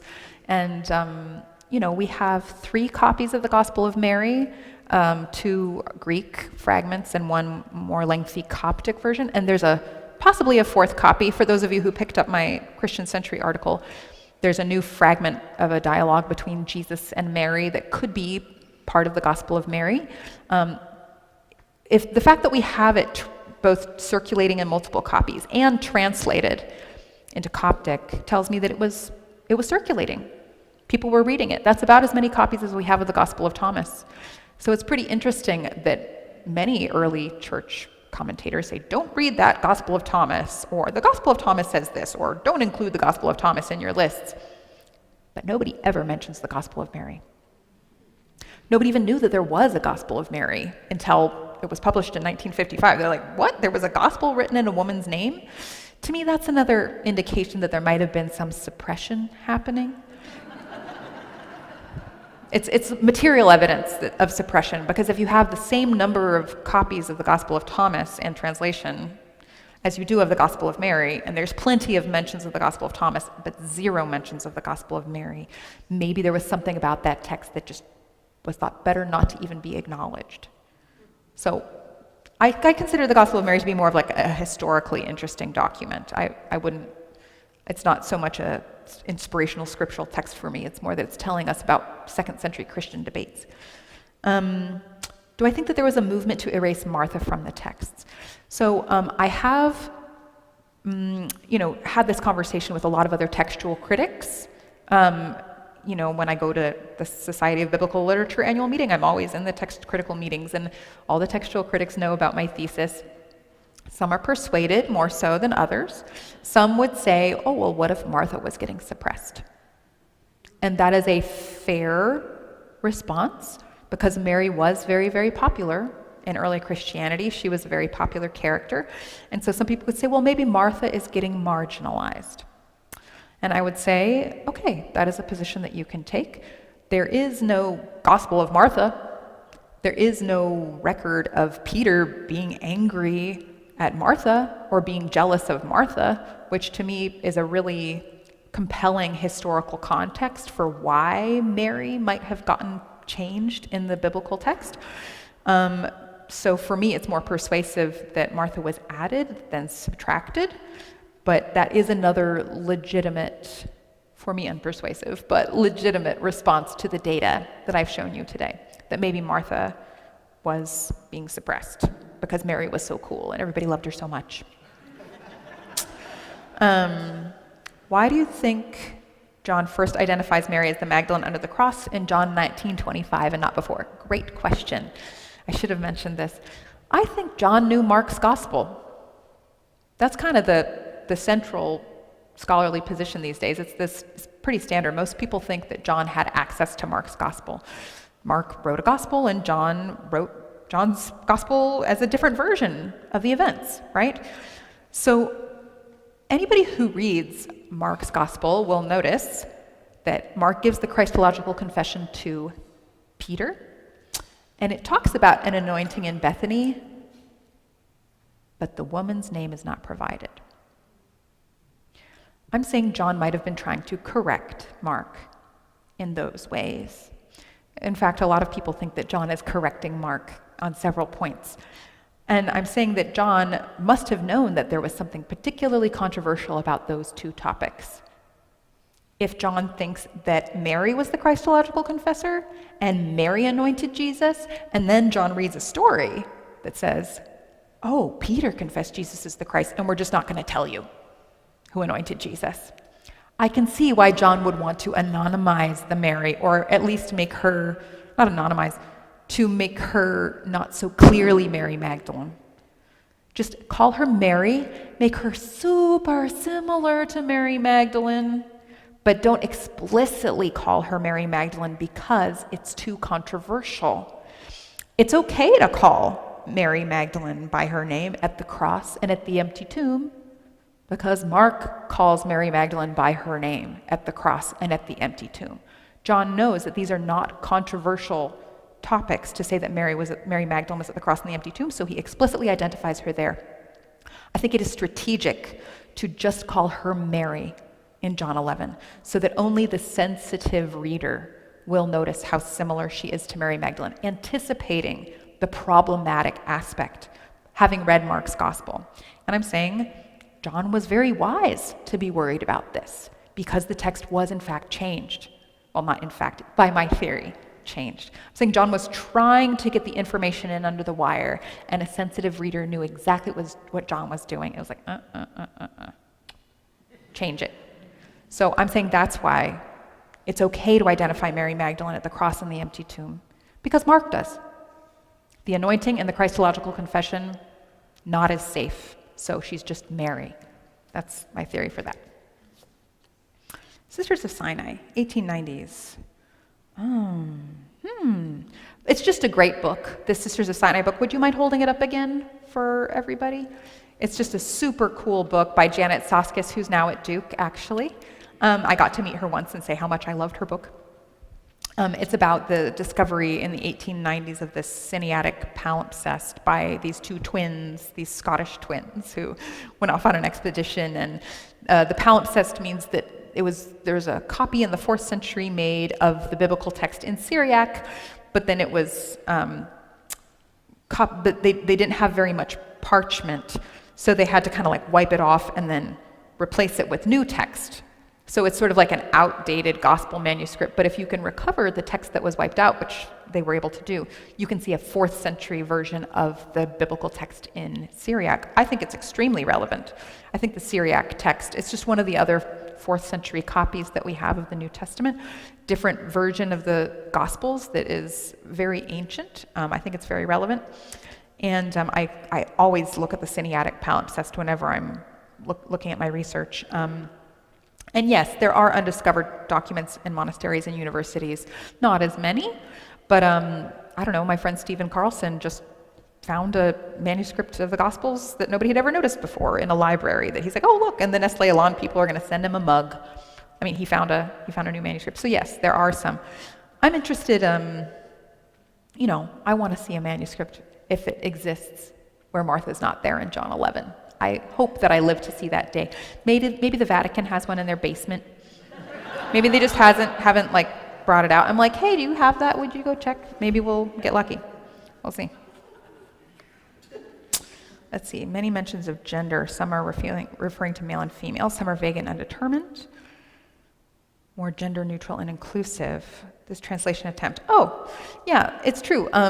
Different biblical translations will either be more literal or more gender inclusive, and those are done deliberately. Some people might prefer a text where Paul refers to his brothers, because that's what the actual word is in Greek, adelphos or adelphus, my brothers.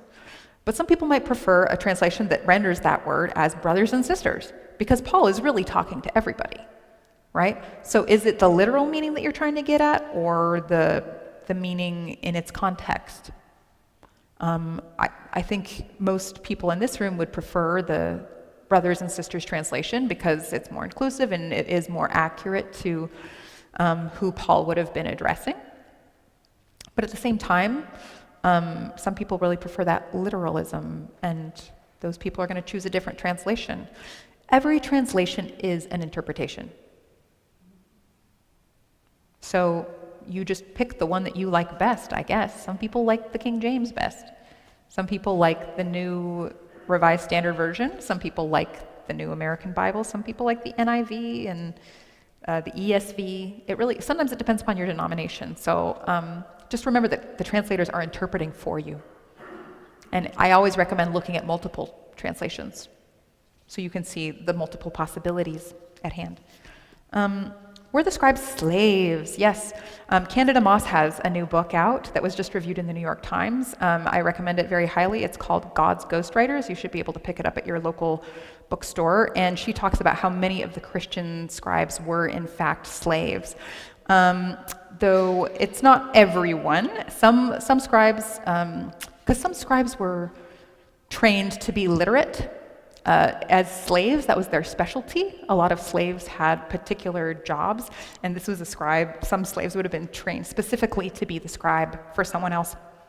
I would say yes, some scribes were slaves, but not all. Sometimes people were just a reader of the Gospels, and they were like, oh, I'm making a copy because I'm literate, and I'm the only literate person around, and my friends are asking me to make a copy. Or you could go to the city, to the town, and somebody who is a professional scribe can just make a copy for you, and that's their family trade. All of these things were possibilities. Sometimes a reader would make their own copy. Sometimes an elite literate person could make a copy, but they would maybe more likely ask their slave to make a copy. So some of them were in fact slaves. And what does that have for the textual transmission? You'd have to buy Candida's book to know the answer to that question, but it just came out like 2 weeks ago. When and under whose authority was content of the Bible finalized? Finalized it was never final, first of all. Every Nestle Aland edition that comes out has changed the text again, and they come out every 6 years or so. That's the Greek New Testament. Every translation is a different version. How you decide to handle the different endings of Mark's gospel in your translation might change. But I think when you're talking about the content of the Bible, you're asking when was the canon decided upon. And I would say that was in the 4th century. There was sort of a move toward the 27 books of the New Testament. The first time we get the exact 27 books is in a festal letter written by St. Athanasius in 367 AD, but that wasn't universal. For instance, Codex Sinaiticus, one of our most important copies of the New Testament, has the Shepherd of Hermas in it, which for some people was a biblical book at the beginning, but it was just really long. I think people got tired of copying it, so it just kind of dropped out of the transmission. But there are 4th century copies where the Shepherd of Hermas is there, or 1st and 2nd Clement. I think Codex Alexandrinus has 1st and 2nd Clement in it. So those were, you can see that some of the oldest copies, there's no final canon in the 4th, 5th centuries. Different. Sometimes the book of Revelation is not in Bibles as late as the 12th, 13th centuries. The book of Revelation just wasn't included sometimes. So it's a very Protestant printing press oriented view to think that there is a final version of the Bible. That's a printing press kind of thought. In antiquity, there's just manuscripts circulating, and some include some books and some don't. And different people disagree on which. Eusebius wasn't sure that 1st and 2nd John or 2nd Peter should be included in the canon. He's a 4th century church father who wrote, he was at the Council of Nicaea, and he wrote the biography of Constantine, and he's like, first of all, he's like, I don't know if you should have that book of Revelation. I'm not sure about that one. And he said, 2nd and 3rd John, not sure about that one. 2nd Peter, not sure about that one. That's different than what Athanasius thought. And different manuscripts. There's even a manuscript that binds up Peter and Jude with this story called the Protevangelium of James, which is like the biography of the Virgin Mary, and they're all in the same codex. So it wasn't clear in antiquity. It wasn't so strict and rigid as a printing press would have us think. Okay. Are the manuscripts available online? Yes. I've done almost all of my work online. The Duke manuscript I got to see in person. I did see a piece of Papyrus 66 at the Bodmer Library, and P75 and P45, you can see pieces of them. But yeah, most of this work has been done online. There's a website called Johannes.com where I did most of this research. IOHANNES.com. It's run by the University of Birmingham, and they are cataloging all of the Greek and all of the Latin and all of the Coptic manuscripts, well, hundreds of them anyway, and you can look at them there. There's also something called the Virtual Manuscript Room that the University of Münster is putting together. You have to create an account, but then you can actually look at the manuscripts. You kind of have to be able to read the handwriting, though, which takes some training. But yes, the manuscripts are available online. We don't have any of the original manuscripts of the New Testament, unfortunately. All the autographs are gone. We have to just work with stuff like Papyrus 66 from a century later, or 2 centuries or 3 centuries later. Big question. If the gender script was totally flipped, what would it be like now in 2024? Maybe this person is asking if I'm right and Mary of Bethany is Mary Magdalene and Martha was added. What if this change hadn't taken place? I don't think it would have gotten into the canon, honestly. And sometimes I like to give a little bit of my theological position in this. You know, John 11, verse 4, Jesus says, "The illness is not unto death, but it is for the glory of God, so that the Son might be glorified through it." He's talking about Lazarus and why he doesn't immediately come to heal Lazarus. He lets the illness wait for a few days. I think that he might also be talking about an illness in the text. This illness in the text is not for the death of the Gospels or the death of Christianity. I think it's for the glory of God. Unless a grain of wheat falls into the earth and dies, it cannot bear fruit. This is my theological view on what's going on here. This is very Johannine. There is no greater love than to lay one's life down for their friends. I think Mary laid her life down for Peter. If Mary had not died in the text, we would not have this gospel. But it's very theological. The seed, the grain of wheat falls so that it can bear fruit. The Gospel of John has been able to bear fruit. And maybe Mary's coming back now in a story about death and resurrection. To me, this makes me think the Gospel of John blows my mind. And I'm also like, Jesus is real. Makes me a little scared. I'm like, the Gospel of John is a scary book. It's a scary book. It's almost like the text predicts its own corruption. That's how I see it theologically. If I'm going to take my manuscript hat off and put my theologian hat on, that's my personal view. I think this is for the life of the church, and I don't really think it could be any other way. I don't think we would have the Gospel of John otherwise. That's my personal view. This is for Professor Patterson. Let's see. Why did Paul omit Mary from the witnesses of the risen Christ? That's a good question. Maybe Paul just never heard that story. We do know who Paul got his information from, right? Peter and James, right? That's where he got his information from. Maybe they just didn't tell him. Maybe Peter and James just never shared that thing about Mary with him. Peter's like, oh, he appeared to me. I mean, I don't think Paul necessarily knows. I wouldn't think of Paul as omitting that information. That's not when you read 1 Corinthians 15, he just doesn't seem to know that tradition, that Jesus appeared to Mary. That's not something, he doesn't seem to know this story of the women at the empty tomb. And it's just possible that the Jerusalem council or whoever he was talking to never shared that information with him. That's what I think is going on with 1 Corinthians 15. Let's see. What is the MAR base for a female name in Jewish tradition? Oh, Mar. I am not an expert in Aramaic. I think it means Lord, though. Murray is Lord, and in Latin it can also mean sea, S-E-A, Maria. I know that Martha means lady. It means something like great lady in Aramaic. So I wouldn't, the Mar base for a female name. It means different things depending upon the name. Mariam. In Latin, I know it's related to the water, to sea, but in Hebrew, I am not a specialist in that question. And that was my last question, so that's that. Professor Patterson, do you want to come up?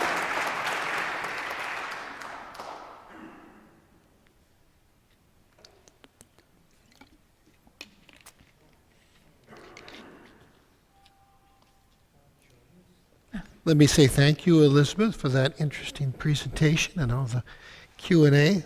Really fascinating. Are there people who are here today that weren't here last night?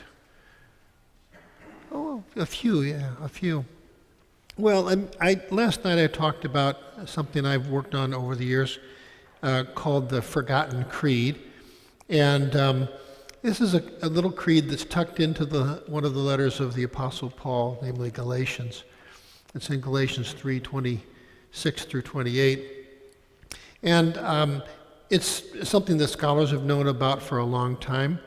And so I just wrote about it because I didn't think it had been given enough attention over the years in broader circles. So the creed goes, well, when Paul delivers it, he says, "For you are all sons of God through faith in Christ Jesus.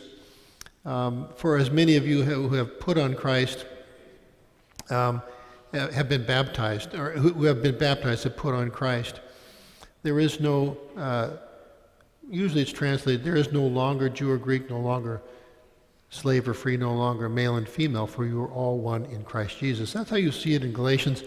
And I reconstruct the original creed using exegetical magic. A little bit different than, say, others have done. So I think it originally went, "For you are all sons or children of God," leaving off "through faith in Christ Jesus." That's pretty Pauline stuff. So you are all children of God or sons of God. There is no Jew or Greek, no slave or free, no male or female. Not no longer, but no. The Greek literally says no. There is no Jew or Greek, there is no slave or free, there is no male and female, for you are all one. Sometimes I've argued that since some of Paul's additions infer that it's a baptismal creed, and elsewhere where Paul talks about the creed or references the creed, he mentions the Spirit, and the imparting of the Spirit was something that was commonly associated with baptism. So sometimes I've argued that maybe the creed originally went, "For you are all children of God in the Spirit," or something like that. "For you are all one in the Spirit." That's possible, although I don't know for sure. And so my work last night was to really talk about the first of those and why Paul was interested in the creed to begin with. There is no Jew or Greek.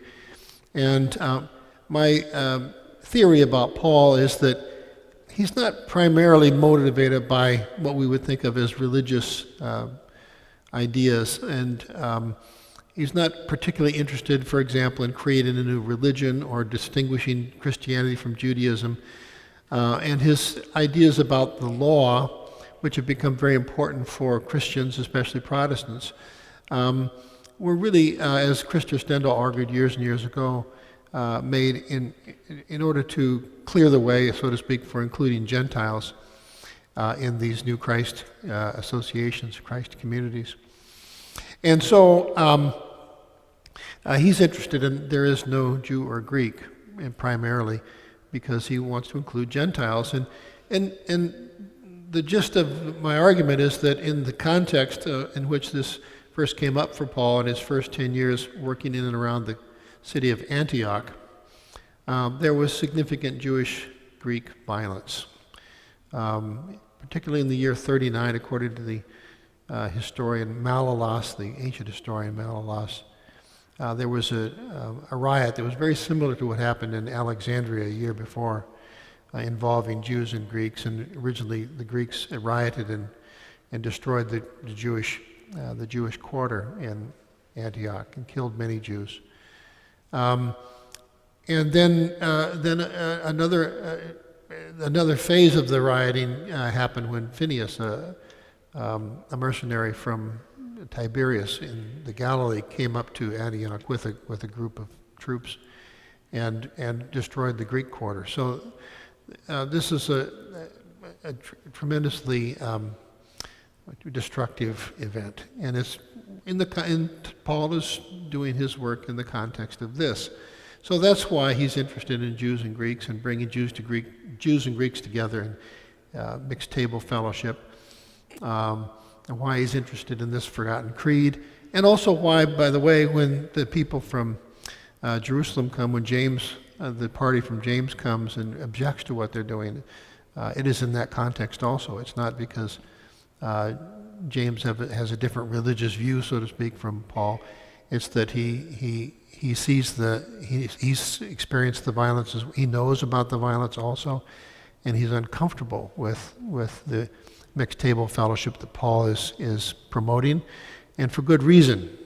So that's an authentic and genuine argument that they're having, and Paul loses the argument. I didn't mention this last night, but eventually Paul loses that argument and Antioch and is sent packing. So that's more or less what I was talking about last night, and I'm certainly willing to entertain questions and comments more about that today. And that's the book that you've seen on sale is all about all of that. So if you have questions and want to read about that as well. So there are a couple of questions. If that's a sufficient summary of last night, is that a good Cliff Notes version, Scott? So for Professor Patterson, is there evidence of the forgotten creed in the non-canonical texts or the New Testament pseudepigrapha? Oh yes, that was, someone had mentioned that to me before, yeah. Yes, there is, and one of the, I think, shortcomings of the book is that I didn't pay any attention, really. I was going to say not enough attention, but that means I didn't pay any attention to the afterlife of the creed once you get beyond those first years of that are, the first half of the first century. So yes, there is quite an afterlife of especially the idea of there is no male and female. I did talk about that some. That idea is very animating for a lot of Christians in the second and third centuries and beyond. The idea that one can undo the effects of the creation in Genesis, where Adam is split into male and female, and so the bridal chamber, for example, mentioned in the Gospel of Philip, is perhaps a ritual by which the male and the female are reunited and to recreate that original androgyne. So the creed does have some significant afterlife in early Christianity. Is it in the Gospel of Philip? Pardon? Is there something of the creed in the Gospel of Philip? I don't recall if there is an echo of the creed there. Yeah, I just don't recall. I'm sorry. Yeah. And then this question, a question. When did baptism become universal? Yes. I mentioned last night something that usually comes off as rather contrarian, and that is that in Paul's day, baptism was not the rite by which people came into the Jesus tradition or into these Christ associations. It was another kind of rite. We don't know exactly what it meant.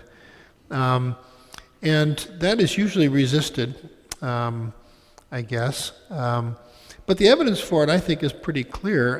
In 1 Corinthians, Paul is objecting to what's happening in the Corinthian association. He says, and it has something to do with baptism, because he says, I'm glad I didn't baptize any of you. Well, then he admits that he baptized a few.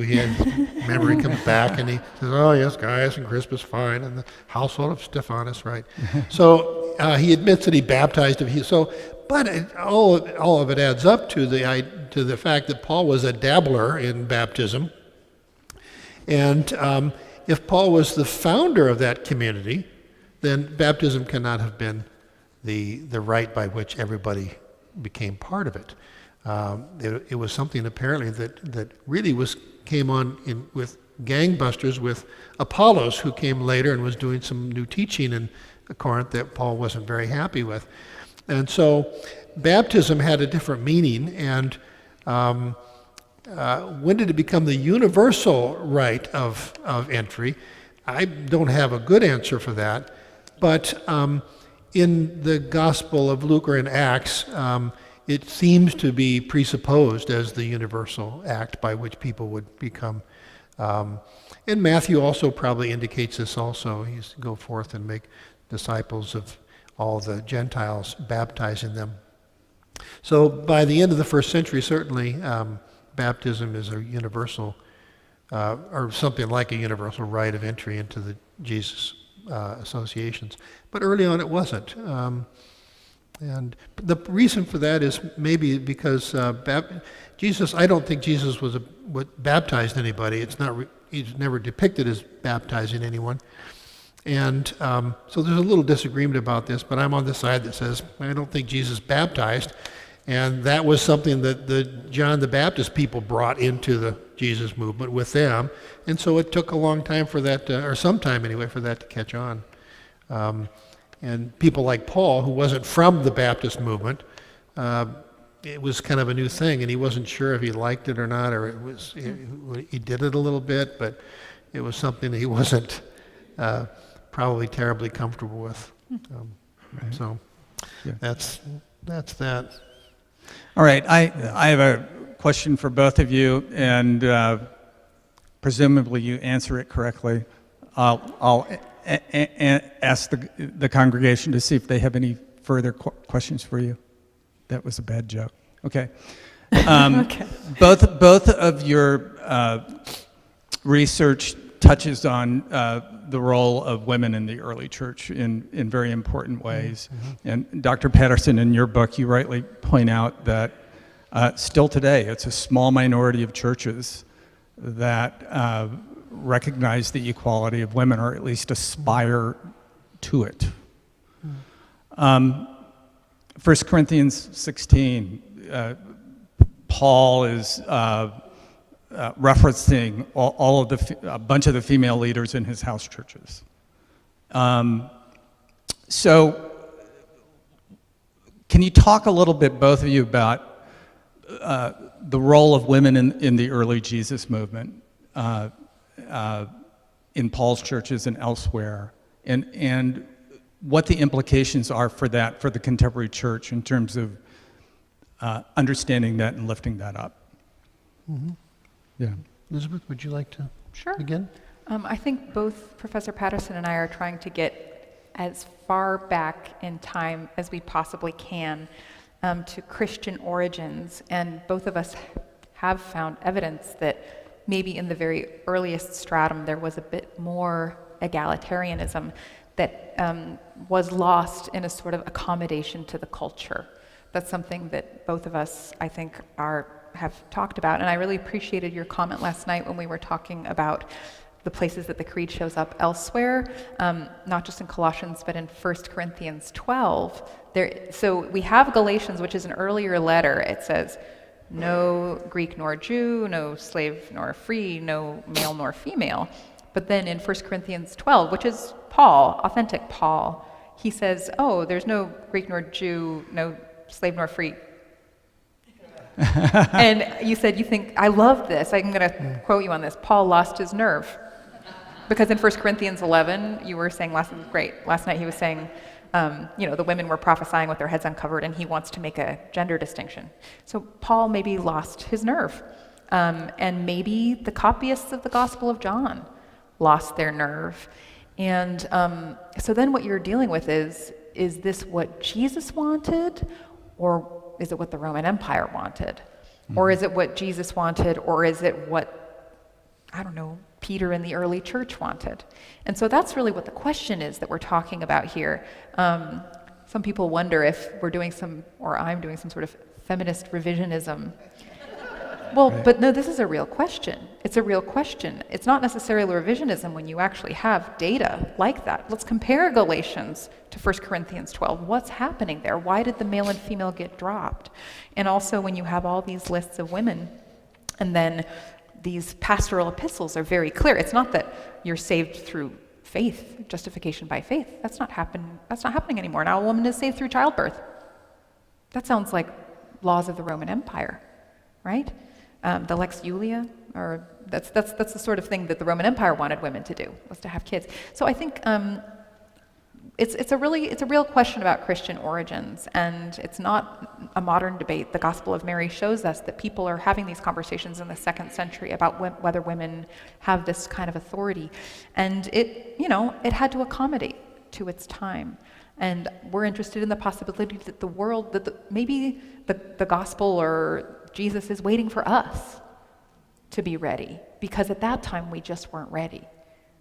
It's about a recovery of origins. It's not about revisionist history. It's about recovering what was there at the beginning, for me, and I think to some extent for you. I would only add,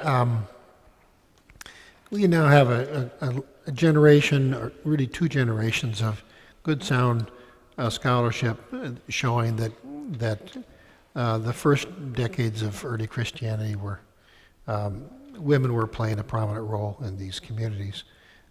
People like Karen Torgeson or Elizabeth Schuster-Fiorenza or Louisa Schottroff. All of these folks have really shown that women were playing a prominent role. And the trajectory is very clear. By the time you get to the 2nd century, then you've got 1st and 2nd Timothy and Titus, the pastoral epistles, arguing with other texts like the Acts of Paul and Thecla over whether or not women should have this role or not. And Mary Magdalene becomes a key figure in that debate as representing the leadership of women. But what I would add is that I think that I'm starting to I think I'm getting a feel for something that a little bit more, what should we say, for lack of a better term, countercultural that's going on in these texts. Not just that women are leaders, because there's some evidence for women leading, being recognized philosophical groups and that sort of thing, or in synagogue leadership. But I think they're having a conversation about gender, generally speaking. And so it's not just that women are leading as women, it's that they're leading, sometimes bending gender towards the male. In fact, this is true of Thecla, the way she dresses and the way she comports herself, maybe just out of necessity, but I think there's more to it than that.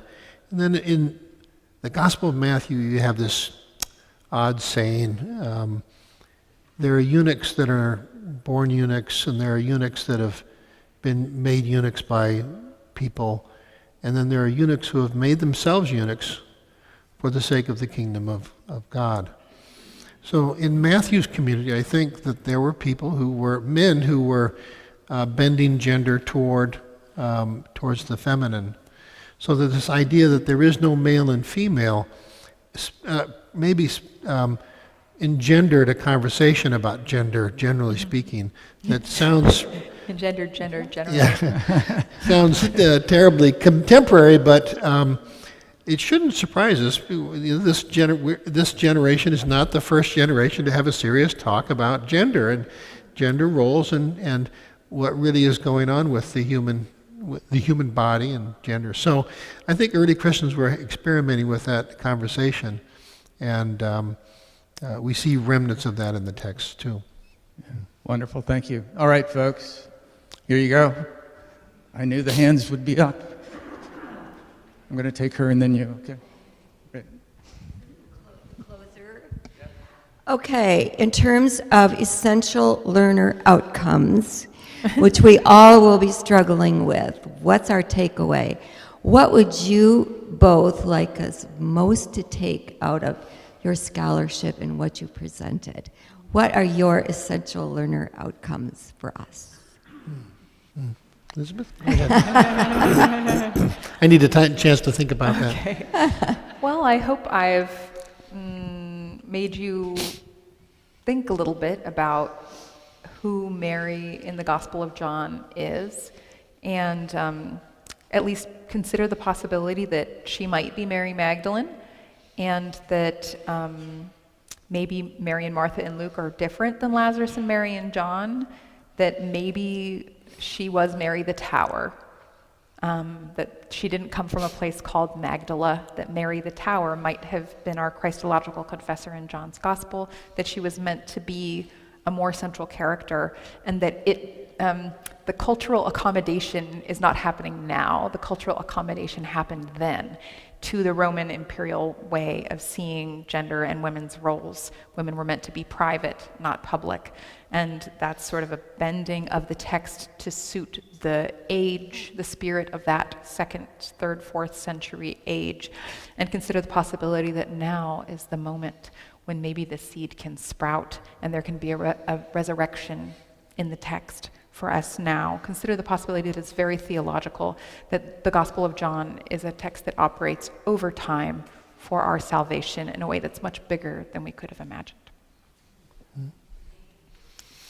Elizabeth, one of the things that I would take from your presentation myself is just a re-awareness of how fluid these ancient texts are to people, and they're all part of an oral culture that is very, very fluid. Yes. And they reflect that culture. So our very literate culture, which presumes the stability of printed text, Yes. is very, very out of place in approaching these things. Personally, I had actually learned some things about manuscript markings and whatnot.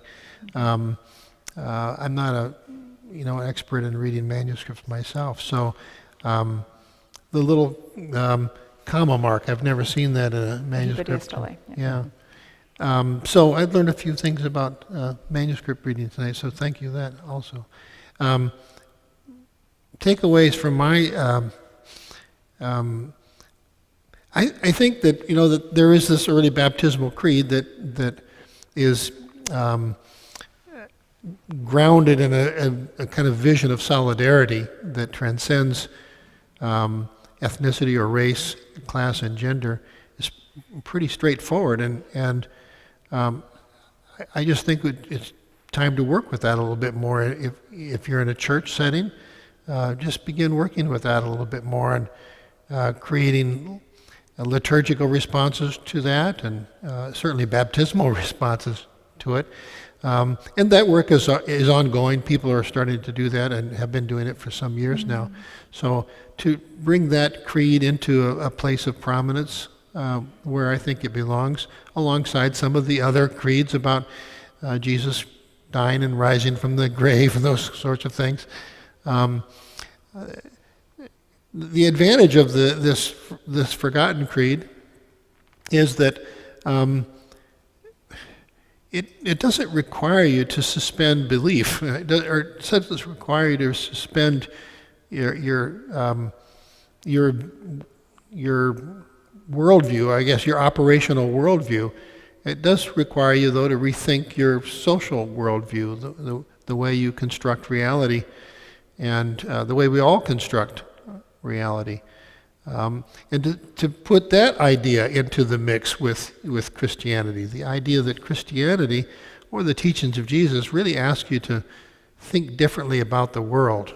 They don't necessarily ask you to believe incredible things about what happens when you die. They ask you to realize that the way you construct the world is contingent, and we can do this differently. We can reimagine the world. It's in our power to do that. I think the reimagining is so exciting. And my reimagining is that, to use Paul's intent, that in God, as the Spirit of God, there is no Christian, Muslim, or Jew in the Abrahamic faith. So that may be really right or wrong, but maybe a catalyst for the rest of us to think of their takeaway. And maybe Scott wants to say, be sure and come back tomorrow. Stephen will be preaching, and there will be more Q&A, and not only tomorrow, maybe more. Thank you. I think we had a question. And the question I have, Dr. Patterson, you had said, and it triggered a thought to go through my brain. In 39 AD, there was tremendous violence between the Jews and the Greeks. So I am wondering, if Paul was alive today, what would he be saying about what's going on in Gaza, in Israel? I don't know enough, and I'm sorry, I don't know enough about the history and the trigger. You know, what were they fighting about? Were they fighting over the land, or they just couldn't get along? So I'm just curious. And I think that Paul would say, unequivocally, immediate ceasefire, stop the killing, stop the carnage. You don't have to, there's nothing more you need to know. What's happening now is unconscionable. Whatever the history is, stop the killing, immediate ceasefire. All right. Big John over here. In English, we use the word love, which is very ambiguous in many contexts. You have looked at, you looked at the original text. Greek has at least 3 words for it. So when it says that Jesus loved Lazarus, then it says, what is the word that is used to describe that feeling?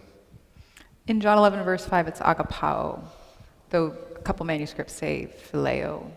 There have been extensive studies done on those words. And there's eros, which I think is the third one you're thinking of. But in John 11:5, it's agapao. There have been very many studies done on the difference between the use of these 2 words in John. And the main consensus is that it's used sort of indiscriminately in John, even though Peter and Jesus have a kind of debate with the 2 words in John 21 that's sort of hidden from view in your translation. I just taught John 21 to my John class last week, and I taught them a great article by a guy named David Shepherd, who's at Trinity College, Dublin. And he argues that the verb agapao is the word for laying your life down. That's how we should understand it in John's gospel, because in the last discourse, which is the last time that Jesus was talking with Peter before John 21, he's talking about, he always used the word agapao for like a self-sacrificing love. So I think I was persuaded by his article. Phileo is more love between friends, you could argue, but there's exceptions to that because God phileo people as well. And so there's arguments in many different ways, but in the context of John, I agree with Shepherd that it has to do with self-sacrificing love, that particular verb. Thank you. Any other questions? Thank you very much, Dr. Patterson, Dr. Schrader Polczer. Thank you. Thank you. Thank you. Thank you.